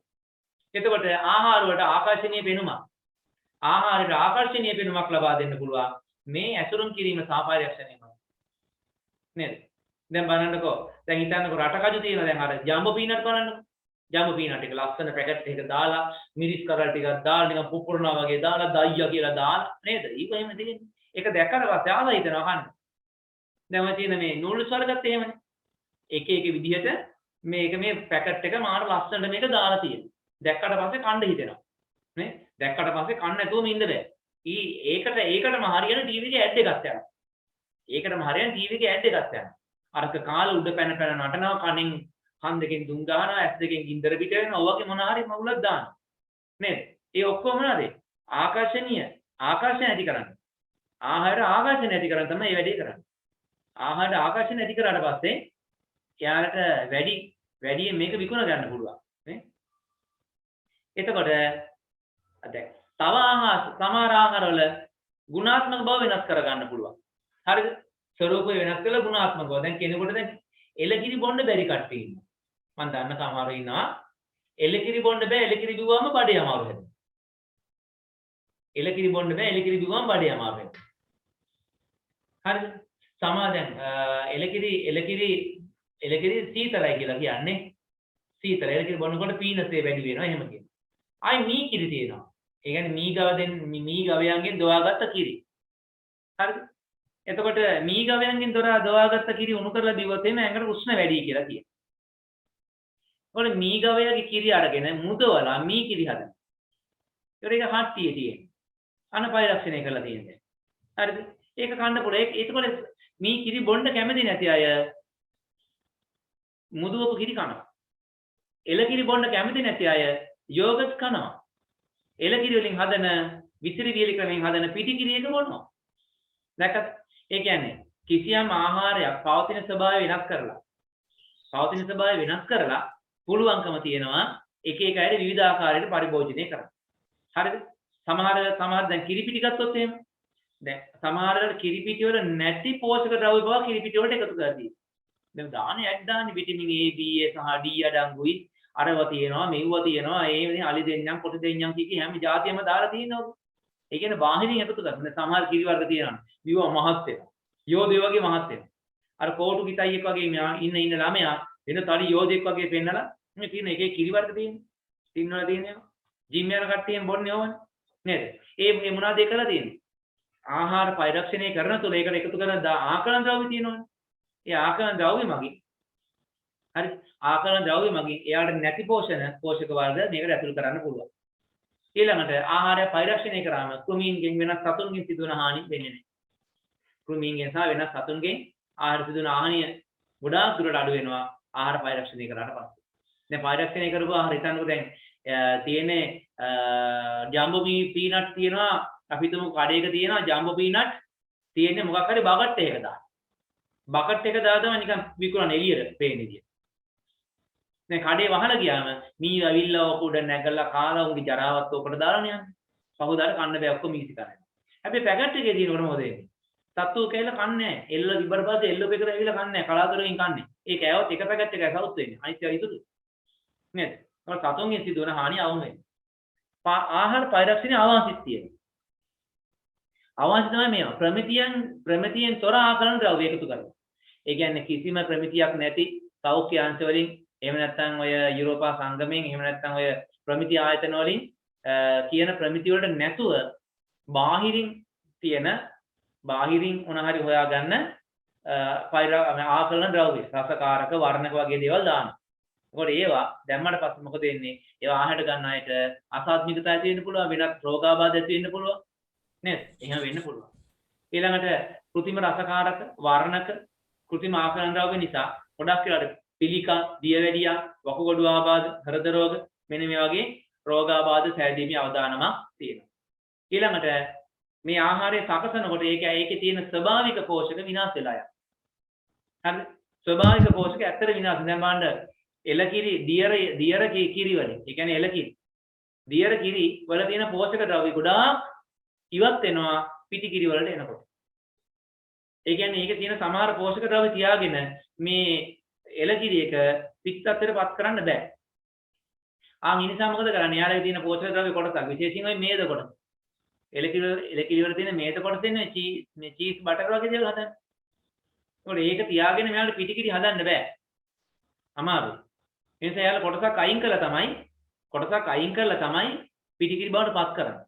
ඔය අයින් කරන ඒවාට අද අමතරව මොනවද දාන්නේ? ඔය පාම් ඔයිල් අනම්මනේ වගේ දේවල් පස්සේ එකට මික්ස් කරලා තියෙනවා. මොකද අපිට ඒක දැනෙන්නේ නැහැ. ඒ වුණාට ඇත්තටම තිබිච්ච පෝෂක විනාශ වෙලා කෘත්‍රිම ද්‍රව්‍ය ටිකක් තමයි මේකේ තියෙන්නේ.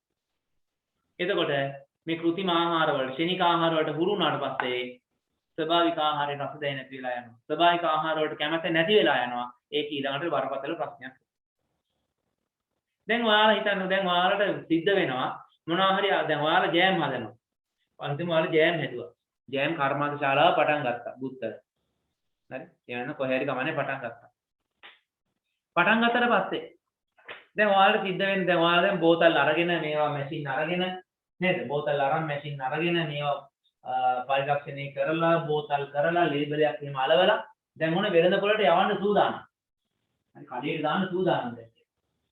එතකොට නිකම්ම මේ ඔයාලගේ නම දාලා නේද අප්පුහාමි ජෑම් කියලා නිකන් දාලා ඒවට හරියන්නේ නැහැ. ඒ ලස්සන ආකර්ෂණීය ලේබලයක් තියෙනවා. අනිවාර්යෙන් ඒකේ තියෙන ඕන දේවල් තමයි නිෂ්පාදිත දිනය සහ කල්ලිකුත් වීමේ දිනය. මට කියන්නකෝ. ඔයාලා කඩේට ගිහිල්ලා. ඔයාලා කඩේට ගිහින් මට ඇත්තම කියන්න ඕන හරි. ඔයාලා කඩේට ගිහිල්ලා මොනවා හරි අපි හිතමු ජෑම් එකක් කෝඩියල් එකක් මොනවා හරි ආහාරයක් ගන්නකොට. ඔයාලා ඉස්සෙල්ලාම බලන්නේ ඒකේ මොකක් තියෙනවද කියලා. ඔයාලා ඉස්සෙල්ලාම බලන්නේ මොකක්ද ඒකේ? පැකට් එක අතර ගන්න. කල්ලිකුත්ීමේ දිනය ෂෝක් එකට බොරු කියනවා කට්ටිය. බොරු කියන්න එපා. කල්ලිකුත්ීමේ දිනේ බලන්නේ අහන්නකෝ අම්මලාගෙන් එහෙම. එයාලා ගිහිල්ලා මොනවද බලන්නේ ඉස්සෙල්ලා. මිල බලන්නේ ඕන එක නෙමෙයි බලන්නේ ඉස්සෙල්ලා. ඕන කෙනෙක් අතර අරගෙන බලන්නේ මිල කීයද කියලා. ඉස්සෙල්ලා බලන්නේ ඒක. ඊට පස්සේ එතනින් යන්නේ මේක කල්ලිකුත් උනාද ඉකුත් උනත් එකයි නැතත් එකයි ඔක බෑ විකෝ බාගෙන අරන්. හැබැයි හරිනම් බලන්න ඕනේ මොනවද ඉස්සෙල්ලා. කල්ලිකුත්ීමේ දිනය කියලා බලන්න ඕනේ. ඊට පස්සේ බලන්න ඕනේ කල්ලිකුත්ීමේ දිනෙත් එක්ක මේකේ මිල කොච්චරද? හරිද? මිල කොච්චරද? ඊට පස්සේ ඒකේ අඩංගු ද්‍රව්‍ය මොනවද? ඒකේ නාකරන ද්‍රව්‍ය මොනවද තියෙන්නේ මේක කොච්චර බරද? දැන් මම මේ ළඟදී මේ බුත්තර ළඟදී තියෙන වෙනත් තැනකට ගියා සුපර් මාකට් එකකට ගිහිල්ලා හාල් මැස්සෝ ගන්න කියලා බැලුවා. හාල් මැස්සෝ ග්‍රෑම් 150ක් ගොල් තියෙනවා. 150ක් හරි ඕනෙම 200ක් හරි තියෙනවා. ඊට පස්සේ මම ඉස්සෙල්ලාම ග්‍රෑම් ගන්න නෙමෙයි බැලුවේ. මිල බැලුවා. මිල දාගෙන රුපියල් 350ක් හරි 400ක් හරි දාලා තිබ්බා. මම බැලුවා මේ මොකද වෙලා තියෙන්නේ මේ හාල් මැස්සෝ රත්තරන් වලින් හදලා තියෙන්නේ කියලා. ඉස්කන්ධේ බැලුවා. බලද්දී ග්‍රෑම් 150ක් හරි ඔන්න එහෙම ගානක් තිබුණා. ඒකට එතන වියදම් කරන මුදලට ඒක වටින්නේ නැහැ. පස්සේ වෙල ඇයි මේ කියලා. පස්සේ වලදී ඒක සෝදලා පිරිසිදු කරලා ඔළුව කඩලා අයින් කරපු හාල් නැහැ. අනේ ඒක තමයි මේ වැඩිපුර ගානකට විකුණන්නේ. ඉතින් ඒව අරගන්න මොඩියොත් ඉන්නවා. ගෙදර ගියලා කඩේ තියෙන හාල් මැස්ස ගන්න ගෙදර ගියන ඔළුව කඩලා සුද්ධ කරගන්න බැරියනේ. එහෙම අයත් ඉන්නවා ඇති ඒක පැකට් කරලා තියෙන්නේ. ඒත් අපි කොහොමත් බලනකොට අපි කොහොමත් වෙළඳ පැලට ගිහිල්ලා මේ පරිරක්ෂිත ආහාරයක් එහෙම නැත්නම් ඇසුරුම් කරපු ආහාරයක් ගන්නකොට අපි ලේබලේ බලනවා මේකේ මිල කොච්චරද? මේක කොච්චර ප්‍රමාණයක් සුද්ධ බර කොච්චරද? මොනවද මේකේ අඩංගු වෙන්නේ? කල්ලිකුත්ීමේ දිනේ මොකද්ද? නිෂ්පාදිත දිනේ මොකද්ද? දැන් මෙහෙම තියෙනවා. කල්ලිකුත්ීමේ දිනේ විතරක් ඇද්ද? නිෂ්පාදිත දිනයක් තියෙන්න ඕනෙමද?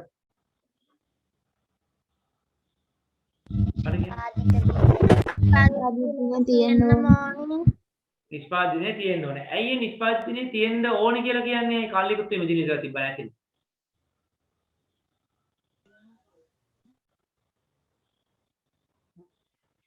දැන් ඔයාලා කඩේට ගිහලා බලනවා බිස්කට් පැකට් එකක් ගන්නවා. හෙට යනවා කඩේ. ගිහලා බිස්කට් පැකට් එකක් බලනවා.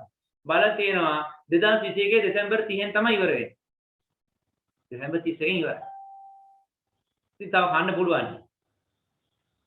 ගන්නවද නැද්ද ඔයාලා ඒක?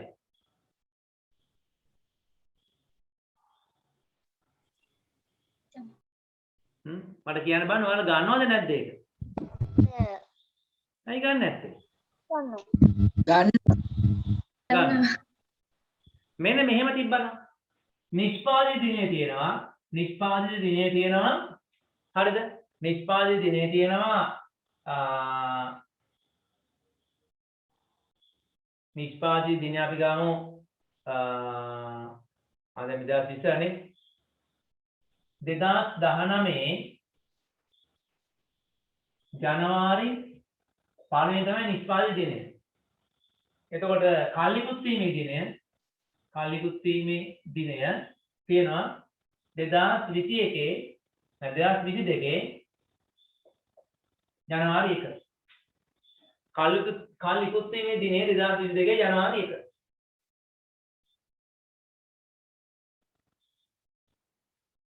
තව බිස්කට් පැකට් එකක් තියෙනවා මේ. තව බිස්කට් පැකට් එකක් තියෙනවා. නිෂ්පාදිත දිනය තියෙනවා 2021 6 මාසේ 1. තව එකක් එයාගේ කාලිකුත් වීමේ දිනය 2022 6 මාසේ 1. ඒක අවුරුද්දයි තියෙන්නේ. ඔයාම හෙට ගිහිල්ලා බිස්කට් පැකට් එකක් ගන්නවා නම් මේ දෙකෙන් කොකද ගන්නවද? යට එක දෙවැනි එක. එක මම බලන්න මෙයා 2019 ඉඳන් 2019 2020 2021 ඒ කියන්නේ අවුරුදු දෙකකටත් වඩා මේක පරණයි නේ. මේ බිස්කට් එක අවුරුදු දෙකකටත් වඩා පරණයි. අවුරුදු දෙකකටත් වඩා පරණ බිස්කට් එකක්. අවුරුදු 3 සම්පූර්ණ වෙන කිට්ටුයි. අවුරුදු 2යි මාස 8ක් විතර පරණයි මෙයා. 8කුත් නෙවෙයි 9ක් විතර පරණයි. මෙයා පරණ මාස 5ක් විතර. මාස 5ක් විතර පරණයි. තව මාස 6ක් විතර මාස 7ක් විතර ඉස්සරහට තියාගන්නත් පුළුවන්. නේද? අනිවාර්යෙන් නිෂ්පාදිත දිනේ තියෙන්න ඕනේ. හරිද? නිෂ්පාදිත දිනේ තියෙන්නේ කොච්චර පරණද කියලා බලා ගන්න. කාලිකුත් වීමේ දිනේ තියෙනවා. කාලිකුත් වෙන දිනේ බලා ගන්න. නිෂ්පාදිත දිනේ ඕනේ මේ ආහාරය කොච්චර පරණද කියලා බලා ගන්න. හොඳට මතක තියාගන්න. කාලිකුත් වීමේ දිනේ ඕනේ මේ ආහාරය කොච්චර පරණයිද කියලා බලා ගන්න. ඒකම මෙයාගේ ප්‍රමිතියක් තියනවාද? ඒ කියන්නේ SLS කියලා ලකුණක් තියෙනවා. දැන් කාලයක් නම් SLS සහතිකේ ගණන් ගන්න නැතුවම ගියා ලංකාවේ නේ මතකද? දැනටත් එහෙම තමයි. අය විස රසායන ද්‍රව්‍ය එහෙම ගොඩාක් තිබිලා මතකයි නේ ප්‍රශ්න ගොඩක් වුණා. දැනට මාස 6 4 කලින් දැන් කටියට අමතක වෙලත් ඇති. හරි කොහොම හරි එහෙම එකක් තියෙනවා ලංකාවේ ප්‍රමිති ආයතනය කියලා එකක්. ශ්‍රී ලංකා ප්‍රමිති ආයතනය. ශ්‍රී ලංකා ප්‍රමිති ආයතනය මගින් දෙනවා SLS කියලා සහතිකයක්. SLS. එතකොට SLS සහතිකය තියෙනවා නම් අපිට ටිකක් හිතට දැනෙනවා.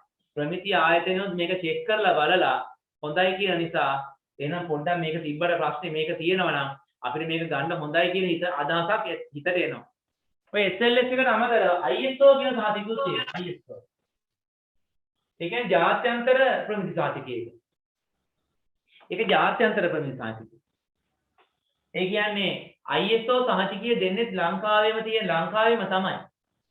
ඒ කියන්නේ මේ ශ්‍රී ලංකා ප්‍රමිති ආයතනයෙන් තමයි ISO සහතිකයක් දෙන්නේ. හැබැයි ඒකෙන් කියවෙන්නේ මොකද්ද?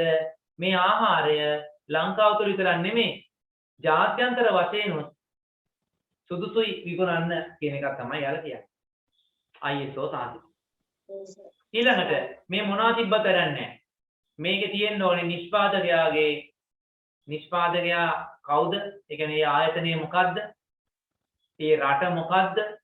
ඊළඟට මෙයාව සම්බන්ධ කරගන්න පුළුවන් දුරකථන අංකයක්, ඊමේල් එකක්, හරි ඒ වගේ මොනවා හරි මේ නිෂ්පාදකයා සම්බන්ධ කරගන්න පුළුවන් තොරතුරු ඔක්කොම තියෙනවා. මෙයාගේ ඇඩ්‍රස් එක හොයාගෙන හරියන්න නේද? මොකක් හරි ආහාරයක් අරගෙන කාලා එකෙන් මැරුණා. කියන්න බෑ මෙන්න ඔබ හදපු ආහාරය කාලා මේක මලා කියලා. ඒ කියන්නේ කෝල් එකක් දෙන්න එපා.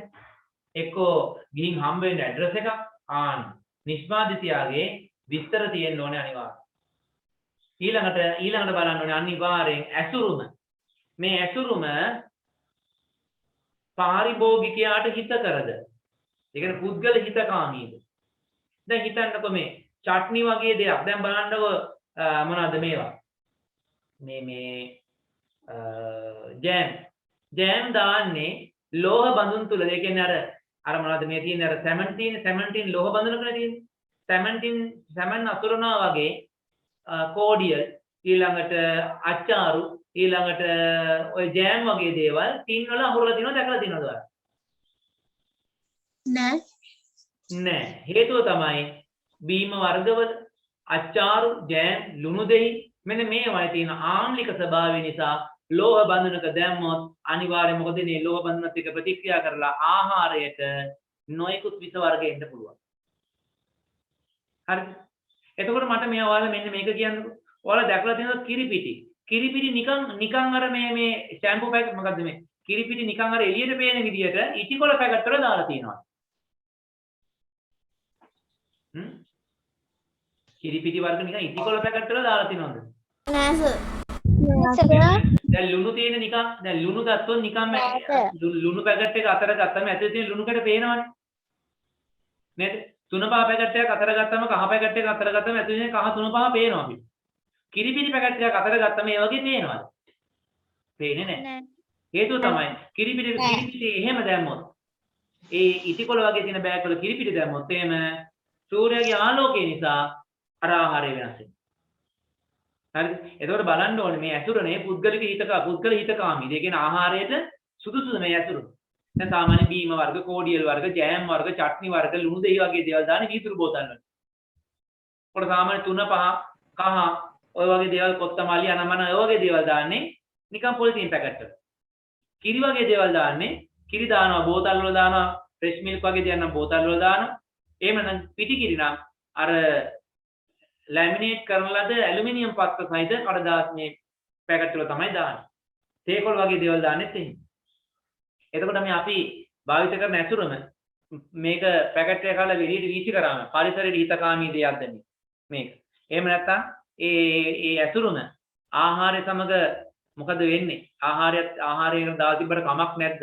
ඒක පුද්ගල හිතකාමී ඇසුරුමක්ද? ආන්න ඒක අපි සැලකිලිමත් වෙන්න ඕනේ. එහෙනම් අනිවාර්යෙන් මතක තියාගන්න ආහාර ඇසුරුම ආහාරයක් අසුරන ඒ කියන්නේ අපි ආහාරයක් වෙළඳපොළ දාන්න කලින් ඒ ඇසුරුම හදා ගන්නකොට සැලකිලිමත් වෙන්න කරුණුත් තියෙන ඒ වගේ මේ ඇසුරු මේ පිට අපි අලවන්න ඕනේ ලේබල් එක. ඒ ලේබලේ තියෙන තොරතුරු තොන දැන් අපි ඉගෙන ගත්තා. ඒවා ලියන්න ඕනේ නැහැ නේ මතකයි නේද?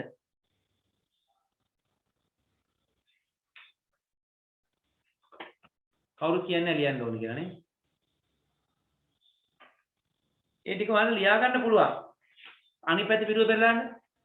පළවෙනි එක තමයි නිෂ්පාද දිනය හා කල්ලිකුත් වීමේ දිනය. වුණා. මම ඒක විස්තර කරා ඔයාලට. එහෙනම් සුද්ධ බර මුළු බර දෙවෙනි එක. ඒකත් දැන් ඔයාලට මම විස්තර කරලා දුන්නා.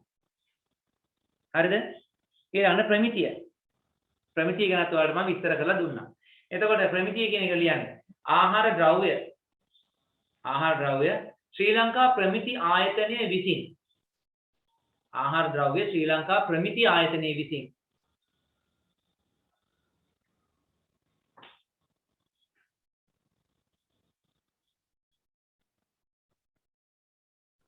මොකක්ද කිව්වේ? ආහාර ද්‍රව්‍ය ශ්‍රී ලංකා ප්‍රමිති ආයතනයේ විසින් නිර්දේශිත ප්‍රමිතීන්ට අනුකූලව සකසා ඇතනම් ඒ ටික තියෙනවානේ ශ්‍රී ලංකා ප්‍රමිති ආයතනය කියන එක විතරයි ලියා ගන්න ඕනේ.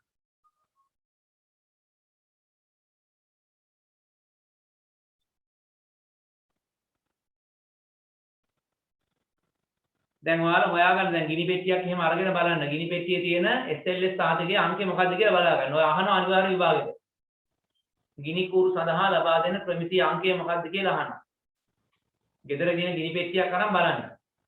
එතකොට දැන් බලන්න මේකේ තියෙනවා PVC pipe SLS 147. ඒ කියන්නේ SLS ශ්‍රී ලංකා ප්‍රමිති ආයතනයේ 147 වෙනි ප්‍රමිතිය. ඒ ප්‍රමිතියේ තියෙනවා PVC pipe එක තියෙන්න ඕනේ ගුණාංග මෙන්න මේවා තියෙන්න ඕනේ.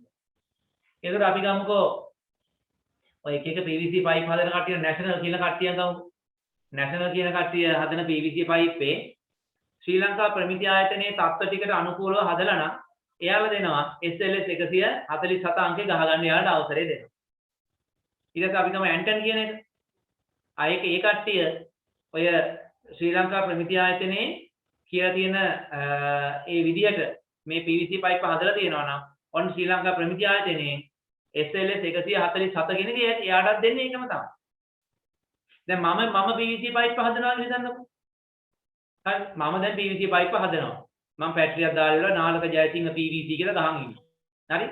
එතකොට දැන් මම හදන PVC බටවල තත්ත්වය හරි මම හදන PVC බටවල තත්ත්වය මේ ශ්‍රී ලංකා ප්‍රමිති ආයතනයේ කියලා තියෙන ආකාරයටම තියෙනවනේ. එයාලා කියනවා ඔයා එනම් අදින් පස්සේ SLS 147 ගහගන්න කියලා කියනවා. හැබැයි ඒක දුන්නාට පස්සෙත් එයාලා සාමාන්‍ය අවුරුද්දකට සැරයක් දෙසරයක් අහඹු ලෙස කඩේකින් ගන්නවා මේ PVC බට කෑලි. අරන් ගිහලා බලනවා චෙක් කරලා මේක හරිද කියලා. එයාලා එහෙම බලනවා. හදිස්සි හරි ඒක ක්වොලිටි එක නැති වුණොත් මෙයාට දැනුම් දෙනවා මෙන්න මෙහෙම දෙයක් වෙලා තියෙනවා කියලා. ඊට පස්සේ ඒකට මෙයාට නිදහසට කරුණු දුන්න ඉදිරිපත් කරලා පස්සේ පිළිගන්න පුළුවන් නම් සාතිකය එහෙම තියාගන්න දෙනවා. නැත්නම් SLS සාතිකය අයින් කරනවා. දැන් ගිනි පෙට්ටිය තියෙනවනේ එක එක ගිනි පෙට්ටිය තියෙනවනේ. එක එක ගිනි පෙට්ටිය වර්ග. ඒ මොන ගිනි පෙට්ටියට වුණත් SLS සාතිකය දෙනවා නම් එකම අංකයක් දෙන්නේ. ඒ කියන්නේ ගිනි පෙට්ටිය සඳහා තියෙන සාතිකය. දැන් සිමෙන්ති සඳහා තියෙන සාතිකය 935. ඉතින් ඒ ප්‍රමිතියට තියෙනවා නම් සංස්ථා සිමෙන්ති වෙන්න පුළුවන්. ඊට පස්සේ ඔය මහවැලි මෙරින් කියලා දෙන ඒක වෙන්න පුළුවන්. අල්ට්‍රාටෙක් වෙන්න පුළුවන්. මොනවා හරි කමන්නේ සිමෙන්ති. හරිද? මොනවා හරි කමන්නේ සිමෙන්ති. SLS ලගේ ප්‍රමිතියට අනුව තියෙනවා නම් එයාලා SLS 935 කියන අංකය දෙනවා. අන්න එහෙමයි තියෙන්නේ. ඊළඟ හතරෙන් එක නිෂ්පාදකයාගේ විස්තර පහ ඇතුළු මේ පරිසර හිතකාමී බව හා පුද්ගල හිතකාමී බව. ඔය පහ මෙතන හිතෙන් පහෙන් ලියා ගන්න ඕනේ හරිද?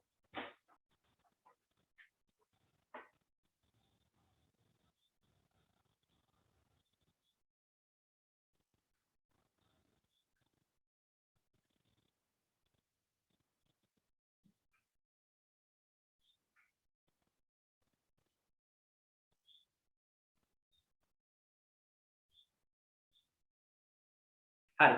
ඊළඟ බලමු අපි ඇසුරුම් කිරීමෙන් ඊළඟ තව එකක් තියෙනවා. දැන් බලන්න ඔය කෝඩියල් චට්නි සෝස් වැනි හරි. අම්ලාඩංගු වාජන හැල වලට අපි ලෝහ බඳුන් ගන්නෙ නැහැ කියලා දුන්නා නේද? ඒ වගේ දේවල් ඒ කියන්නේ අම්ල අඩංගු ආහාර ඇසුරුම් කිරීම සඳහා ලෝහ අඩංගු වාජන යොදාගන්නේ. ඊළඟ ඔයාලා දැකලා ඇති ඔය මේ ඇසුරුම් වල තියෙනවා මෙන්න මෙහෙම ලකුණක්. ඊතල තුනක් මෙහෙම තියෙනවා. මේක මැද මොකක් හරි අංකයක් දාලා තියෙනවා. දැකලා තියෙ නේද? ඔකෙන් කියන්නේ ප්‍රතිචක්‍රීකරණය කරන්න පුළුවන් කියන්නේ. ඒ කියන්නේ ප්‍රතිචක්‍රීකරණය කරන්න පුළුවන්. ඒ කියන්නේ එක්ක ඒවා නැවත අරගෙන වෙනත් ද්‍රව්‍යයන් නිෂ්පාදනය කරන්න ගන්න පුළුවන්. එහෙම නැත්නම් ඒවා දි รา පත් වෙන්න ආකාරයකට තමයි නිෂ්පාදනය කරලා තියෙන්නේ. හරිද? දි รา පත් වෙන ආකාරයට තමයි නිෂ්පාදනය කරලා තියෙන්නේ. ඊළඟට තව එකක් තියෙනවා දැකලා ඇති. ඔය වාජන ඇසුරුම් කරන බඳුන් වල ඒ කියන්නේ පැකට් වල පවා මෙන්න මෙහෙම එකක් දාලා තියෙනවා. මේ පොඩි කෝපයක් වගේ නේද අර මෙහෙම එකයි ඊට පස්සේ මෙහෙම ගෑරුප්පු කෑල්ලක් ඔන්නෝම එකක් තියෙනවනේ. ඒ කියන්නේ ආහාර ද්‍රව්‍ය අසුරා තබන්න මේවා සුදුසුයි කියන එක තමයි එකෙන් තේරෙන්නේ. දැන් ගෙදර තියෙන ප්ලාස්ටික් පුටුවක් වල තරම් බලන්න මෙන්න මෙහෙම එකක් ගහලා තියෙනවා. මෙහෙම එකක් ගහලා තියෙනවා. ඒ නිසානේ ඔය උදේ පාන්දරෙන් කැඩිච්ච ප්ලාස්ටික් පුටු වලට දෙනවලු බේසන් කියලා නේද? නේද? එහෙම කියන්නේ මෙන්න මේක තියෙනවා තමයි ගන්න. ඒ බෝතල් වල තියෙනවා. ඔව් බෝතල් වල තියෙනවා ප්ලාස්ටික් බෝතල් වල තියෙනවා. හරිද? ඒ කියන්නේ ඒවා ප්‍රතිචක්‍රීකරණය කරන ඒ කියන්නේ ඒවා එකතු කරලා උණු කරලා නැවත වෙනස් ද්‍රව්‍ය හදාගන්න ඒක යොදා ගන්න පුළුවන් කියන එක තමයි කියන්නේ. ප්‍රතිචක්‍රීකරණය කරන්න පුළුවන් කියලා තියෙනවා. හරි? එතකොට සාමාන්‍ය ප්‍රතිචක්‍රීකරණය කළ හැකි ප්ලාස්ටික් භාජන මෙන්න මේ ලකුණු තියෙන ප්‍රතිචක්‍රීකරණය කළ හැකි ප්ලාස්ටික් බඳුන් ආහාර අසුරා තබන්න යොදාගන්නේ නැහැ. හරි ආහාර අසුරා තබන්න යොදාගන්නේ නැහැ. දැන් බලන්න වතුර බෝතල් තියෙනවා ප්ලාස්ටික් බෝතල් මේ ලකුණ තියෙනවා. හැබැයි ඒකෙදී වතුර එකවරයි ගබඩා කරලා තියන්න හොඳ. ඊට පස්සේ දිගට අපි බෝතලේ අරන් යනවා නම් වතුර අරගන්න සුදුසු නැහැ. ඇයි ඒක කාලයක් එක්ක සූර්යාගේ ආලෝකයට නිරාවරණය වෙනකොට ටික එයාලගේ මේ සංයෝගවල වෙනස්කම් ඇති වෙනවා. ගොඩක් වෙලාවට ප්ලාස්ටික් බෝතල් සුදුසු නැහැ වතුර එහෙම නැත්නම් ආහාර වගේ දේවල් තියාගන්න. කෑම පෙට්ටිය උනා ප්ලාස්ටික් ඒවා හොඳ නැහැ. ඒ නිසා දැන් ඔය අර ඇලුමිනියම් වලින් හදපු මේ කෑම පෙට්ටි එහෙම එන්නේ ගොඩක්. වතුර ගෙනියන බෝතල් තියෙනවා යකඩ වගේ බෝතල් නේ. යකඩ බෝතල් ඇලුමිනියම් බෝතල් තියෙන්නේ. අන්න ඒවා තමයි ගොඩක් වෙලාවට සුදුසු. ඊළඟට ඔය තෙල් සහිත ආහාර, බාස්මික ආහාර, බාස්මික ගුණ තියෙන ආහාර ඒවා ප්‍රමිතිය තහවුරු කරපු නැති ප්ලාස්ටික් බඳුන් වල ගවඩා කරන්න හොඳ නැහැ. මොකද ඒවා සමහරට ඒ ආහාරය අර තියෙන බඳුනත් එක්ක ප්‍රතික්‍රියා කරන්න පුළුවන්. ඊළඟට අනිවාර්යයෙන්ම අපි සැලකිලිමත් වෙන්න ඕනේ මේ ආහාරයේ අසුරන බඳුන ප්‍රවාහණය කිරීමේදී ගැටලුවක් නැතුව ප්‍රවාහණය කරන්න පුළුවන් දෙයක්ද කියලා බලන්නත් ඕනේ. එදින අපි ආහාරය අසුරුම් කරාට පස්සේ අපිට පුළුවන් ඉන්නෝනේ පෙට්ටියක හරි මොකද අසුරලා මේවා වෙළඳ පොළට යවන්න. ලොරියක හරි පටවල මේක යවන්න පුළුවන් වෙන්න ඕනේ. අපිට එහෙම වාජනේ අරගෙන යන්න අපිට මේ අසුරුම් කරපු බඳුන, ඒ කියන්නේ පැකට් එක වෙන්න පුළුවන්, වීදුරු බඳුනක් වෙන්න පුළුවන්, ප්ලාස්ටික් බඳුනක් වෙන්න පුළුවන්. මේක අපිට වෙළඳ පොළට අරගෙන යන්න බැරි නම්, ප්‍රවාහණය කරන්න බැරි නම්, මගදී ප්‍රවාහණයේදී අතරමඟදී මේවා විනාශ වෙනවා නම්, ඒවට හානි සිදු වෙනවා නම් අපිට ඇසුරුමින් වැඩක් වෙන්නේ නැහැ. අපිට ඇසුරුම් කිරීමෙන් අපිට ලැබෙන වාසි තියෙනවා. එක වාසිය තමයි ප්‍රධාන වාසිය තමයි සුද්ධ ජීවීන් සහ වෙනස් සතුන්ගෙන් සිදුවන හානි වළකින. සුද්ධ ජීවීන් කියන්නේ හැඩ පේන්නේ නැති කට්ටිය. මහා ජීවීන් කියලා කට්ටියක් ඉන්නවා. මහා ජීවීන්.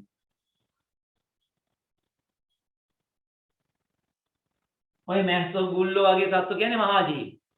හැඩ පේනවනේ. එතකොට ආහාර වලට ගුල්ලන්ගෙන් පණුවන්ගෙන් වගේ හානි සිදු වෙන්නේ නැහැ. ඇඩ පේන්නේ සුදු ජීවීන්ගෙන් හානි සිදු වෙන්නේ නැහැ. මේ නිවර්දිව ඇසුරුම් කරාම. ඊළඟට වාතය, තෙතමනය, ඊළඟට ආලෝකය වගේ බාහිර සාධක වලින් සිදුවන හානිය තවම වෙනවා. මේ ඔක්කොම ආහාර ඇසුරුම් කරාම නිවර්දිව. ඊළඟට ආහාරයේ ගුණාත්මක බව හා ප්‍රමාණාත්මක බව රැකෙනවා. අර මම කිව්වේ ජම්බෝ පීනට් දෙන්නේ අපි તો කඩේ ඩිස්කවුන්ට් දෙන්නේ ජම්බෝ පීනට් ලොකු බකට් එකක දාලා. මුදලාලි කරන්නේ බකට් එක අරලා ජම්බෝ පීනට් අරගෙන ගොට් එකට දාලා දෙනවා. දැන් මොකද වෙන්නේ දැන්? ඕක දැන් කාලයක් යනකොට ටික දවසක් යද්දි තමයි කඩේ නැතිලාට කඩේ මුදල් නැතිලාට කඩේ ගෝලයා ගිහලා ඔකින් අහුරක් කරන් කන්න පුළුවන්. හරිද? එතකොට මේක නිතරම අරින්න වහනකොට වාතයේ තියෙන ජල වාෂ්ප මේකත් එක්ක එකතු වෙලා අර මේ අර පරස් ගාලා හැදෙන ස්වභාවය නැතුව මේවා පෙඟෙනවා. ඒකෙන් මොකද වෙන්නේ? ගුණාත්මක බව නැති වෙනවා. වෙන කට්ටිය හොරෙන් අත දාලා කන නිසා ප්‍රමාණාත්මක බව තියෙන ප්‍රමාණය ටික ටික අඩු වෙනවා. සත්තු කෑවොත් ප්‍රමාණය අඩු වෙනවා. උන්ගේ අපිටලා වැටුනොත් එහෙම ගුණාත්මක බවක් නැති වෙලා යනවා. එහෙනම් ප්‍රමාණාත්මක බව සහ ගුණාත්මක බව කියන දෙකම ආරක්ෂා වෙනවා. මේ අසුරණ එක මේවා ගබඩා කරලා තියෙන එක. ඒකම ප්‍රවාහණයට පහසුයි. හිතන්නකෝ ඔයාලා හැදුවා කෝඩිය. ඔයාලා කෝඩියල හැදුවා. විකුණන්න කියන. බෝතල් වලට දාන්නේ ඔයාලා ලොකු බකට් එකක දාලා අරන් එනවා මුදලාලි ළඟට. මොකද මේ වයිසිලේ බකට් එකකට ගන්නේ දෙපැත්තට හැලිලා පැද්දිලා හැලිලා චකපක් ගාලා හැලිලා නේද? මේක ප්‍රවාහණය කරන්න බැරි වෙනවා. ඒක මුදලාලට ගබඩා කරන්නත් බැරි වෙනවා. ඇයි මුදලාලට තෙල් අර පොල් තෙල් දෙනවා වගේ බකට් එකේ පිය නැරලා කෝප්පයක් අරගෙන මිනිස්සුන්ට දෙන්න වෙනවා. එහෙනම් ගෙදරින් ගේන බෝතල් පුරවල තමයි යවන්න වෙන්නේ. ඒක හරි කරදරයිනේ. එහෙම කරන්න බෑනේ. හරි ඉක්මනට ආහාරය නරක වෙන්නත් පුළුවන්. නේද? ඒ නිසා ප්‍රවාහණයට සහ ගබඩා කිරීමට පහසු වෙනවා මේ ආහාර අසුරා ලැබුවම ඇසුරුම් කරාම.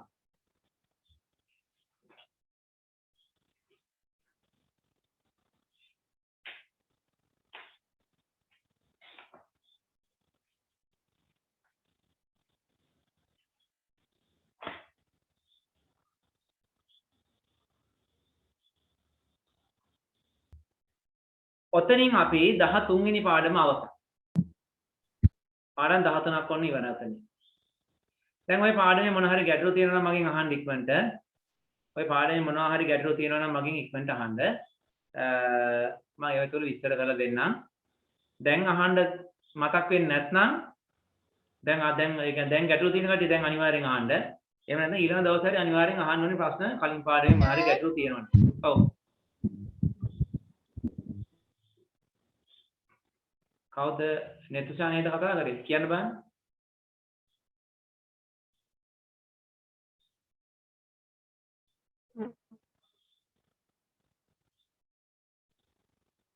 ගැටලු තියෙනවා නම් අහන්න. සර් සුප් කටවල තියෙන MSG මොනවාද? සුප් කටවල තියෙන MSG ඔව් සුප් කැට කියන්නේ සම්පූර්ණ MSG තමයි. හොඳ ප්‍රශ්නයක් ඒක ඇහුවේ. හොඳ ප්‍රශ්නයක්. දැන් ගොඩක් අය කියනවා අපි නම් කවදාවත් දැන් ඔන්න ඔය කුක්ලා තමයි කෝකියෝ එන්නේ උයන්න එන කෝකියෝ ඉන්නවා මේ ඔය මගුල් ගෙවල් වලට මල ගෙවල් වලට දාන ගෙවල් වලට උයන්න එන කට්ටිය ඉන්නවා.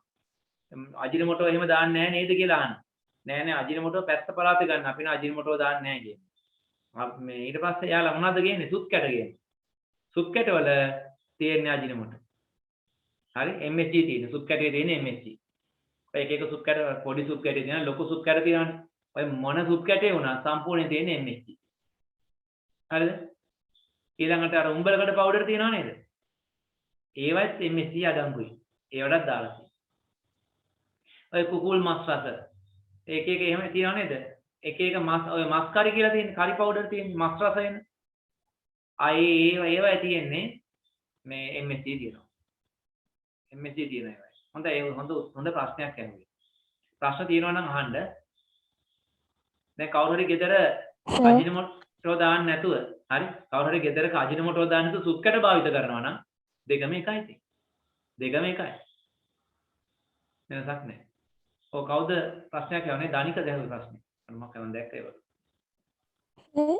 SL කියන්නේ මොකද්ද?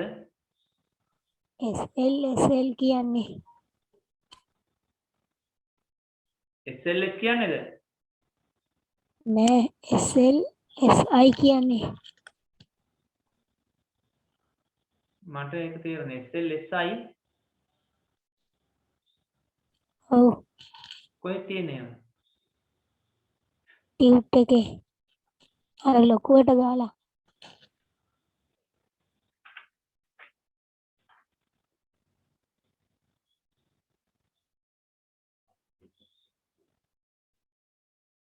SLS එකේ ඒ ශ්‍රී ලංකා ප්‍රමිති ආයතනයෙන් මේක ලබා දෙන්න කියලා තියෙනවා. ISO සහතිකය කියන්නේ ජාත්‍යන්තර සහතිකයේ පිටරටින් ඇවිල්ලා බලනවා නෙමෙයි. SLS එකේම තමයි දෙන්නේ. ශ්‍රී ලංකා ප්‍රමිති ආයතනය. හරිද? ඒකම තමයි යාළගේ ශ්‍රී ලංකා ප්‍රමිති ආයතනයේ කෙටි නම යාළා තියෙන්නේ.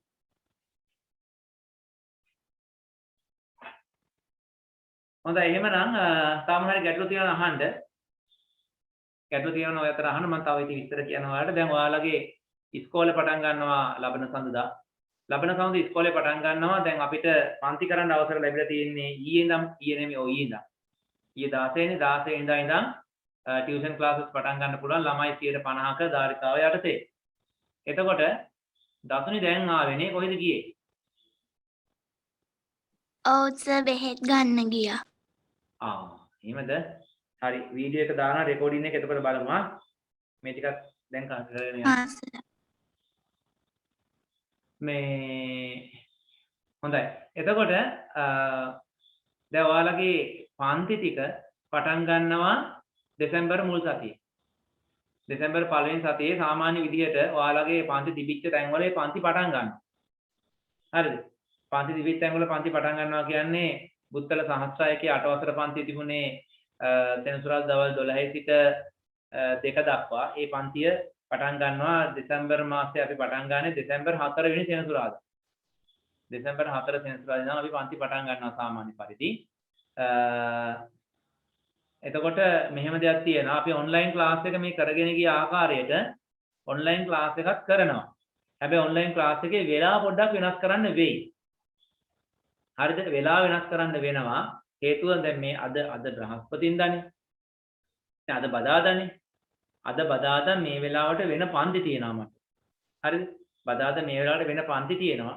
ඒ පන්තිත් එක්ක වෙලාව වෙනස් කරන්න වෙනවා. ඒ කියන්නේ දැන් 5 ඉඳන් 7 දක්වා කරව පන්තිය සමහර වෙලාවට 5 ඉඳන් 7 නෙමෙයි 6 සිට එක්කෝ 5 මාරේ සිට 7 මාර දක්වා වගේ වෙනස් කරන්න වෙයි.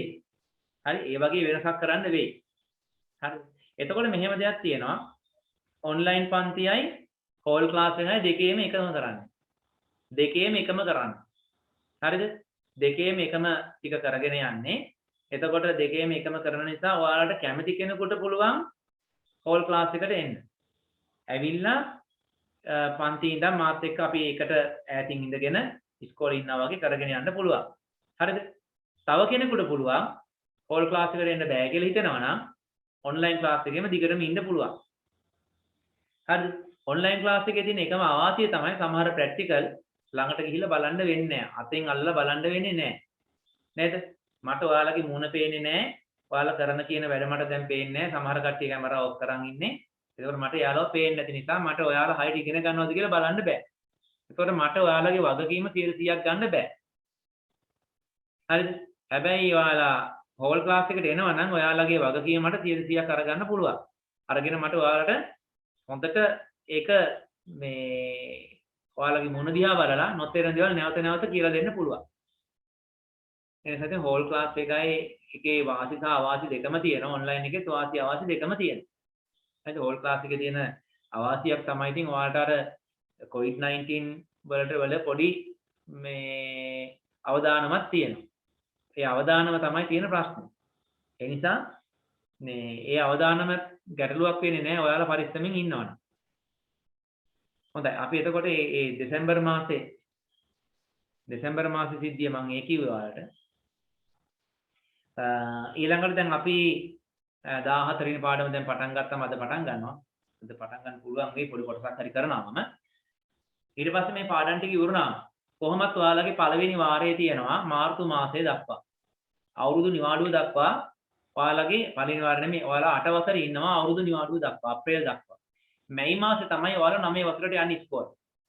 ඒ වුණාට මම ජනවාරි මාසේ ඔයාලගේ 9 වසර පන්ති පටන් ගන්නවා. 9 වසර පන්ති පටන් ගන්නවා ජනවාරි මාසේ මතක තියාගන්න. ඔය ජනවාරි මාසේ 9 වසර පන්ති ටික පටන් ගන්නවා. මම කියන්නේ දෙසැම්බර් සම්පූර්ණයෙන් පාඩම් ටික ඉවර කරනවා.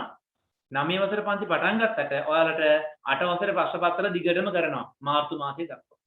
9 වසර පාඩම සහ 8 වසර ප්‍රශ්න පත්‍ර. මේක තමයි ක්‍රමය.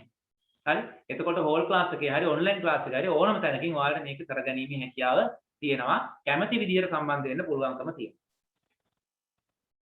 හොඳයි. එහෙමනම් අපි බලමු අලුත් පාඩම. 14 වෙනි පාඩම සෞරග්‍රහ මණ්ඩලය හා සෞරග්‍රහ මණ්ඩල ආශ්‍රිත සංසිද්ධි හා ගවේෂණ. හරිද? සෞරග්‍රහ මණ්ඩලය. දැන් ඔයාලා පොඩි කාලේ ඉඳන් අහසේ තරු දිහා බලලා ඇති. අහසේ තරු දිහා බලන් ඉන්නොත් හිතුවම අහසේ තරු කඩන් වැටෙනවා වගේ පේනවා.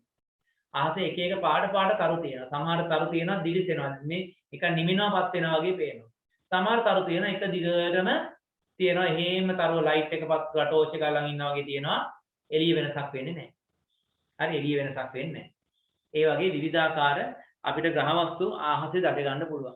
එතකොට මේ විදිහට අපිට අහසේ දැක ගන්න පුළුවන් තාරකා තියෙනවා. ඊළඟට ග්‍රහ ලෝක තියෙනවා.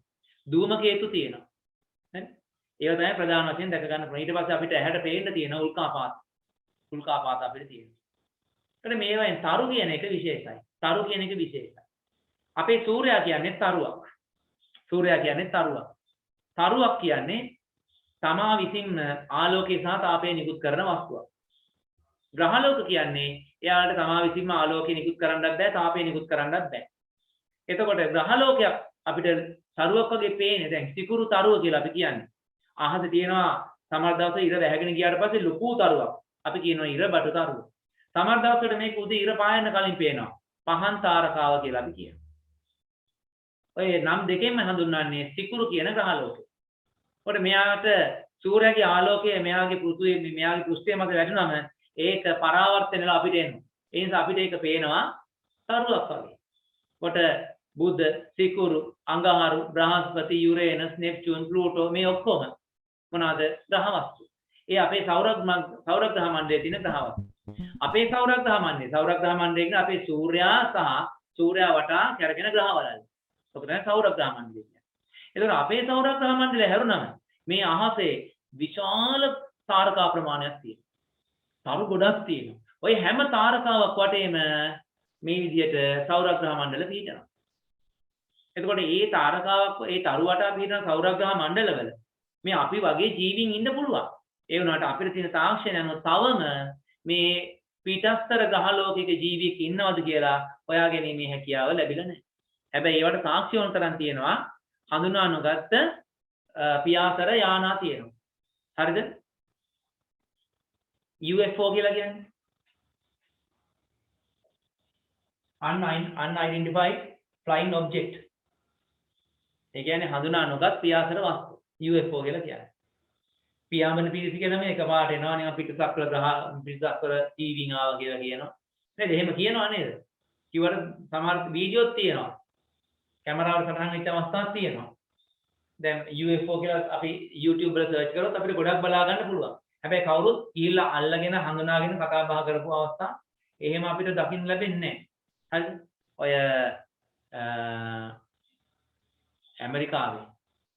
ඇමරිකාවේ සමහර තැන්වල එහෙම ඒරියා 51 කියලා මට මතක.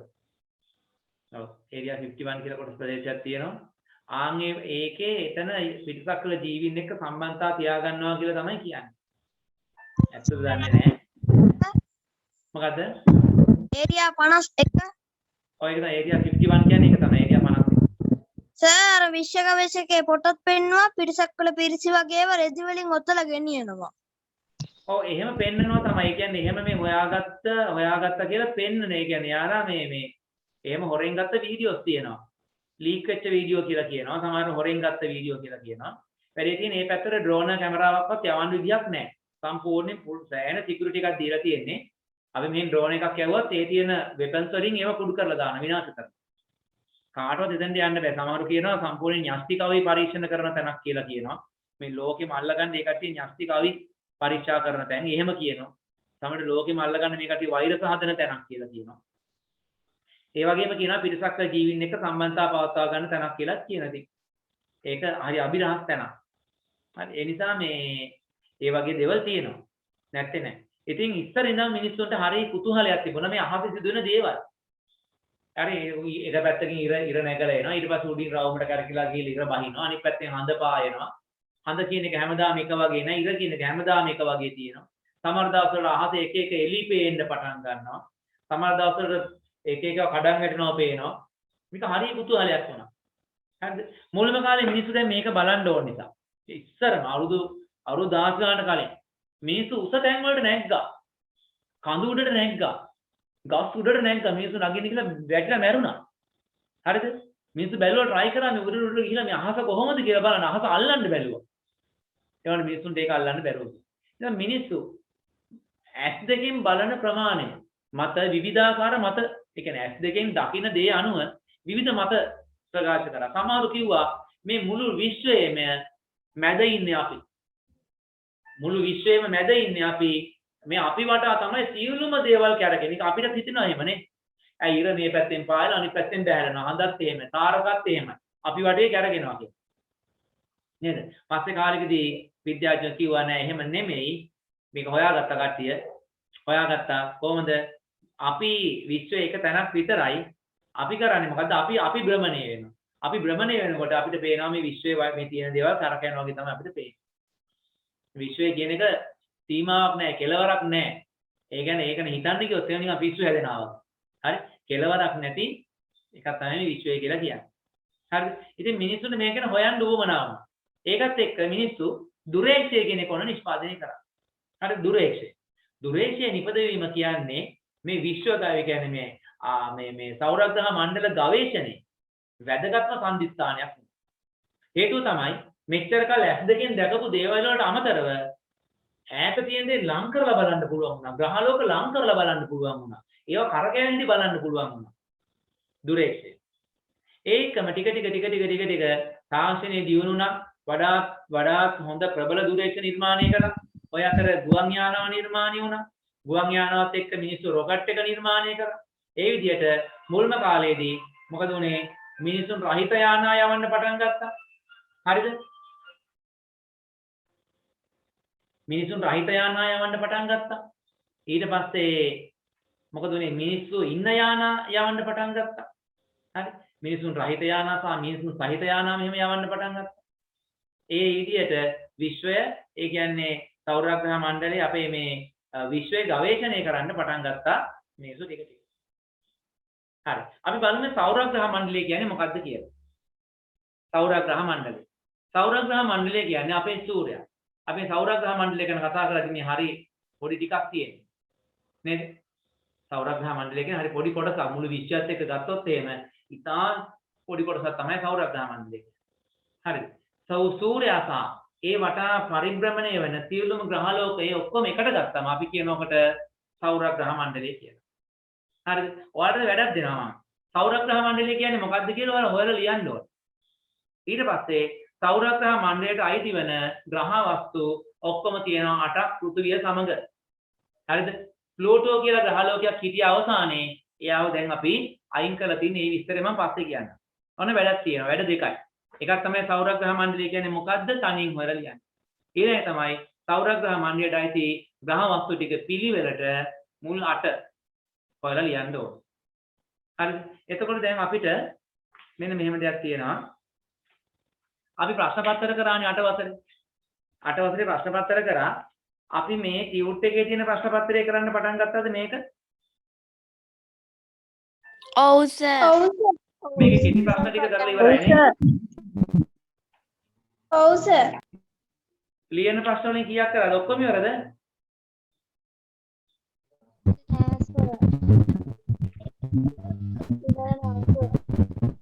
මේකේ මම දුන්නා මේ විද්‍යුත් චුම්බකයේ ප්‍රබලතාව මැනගන්නේ කෙසේද? ඒ ප්‍රශ්නයකුත් දුන්නා උත්තරයක් හොයන් එන්න කියලා.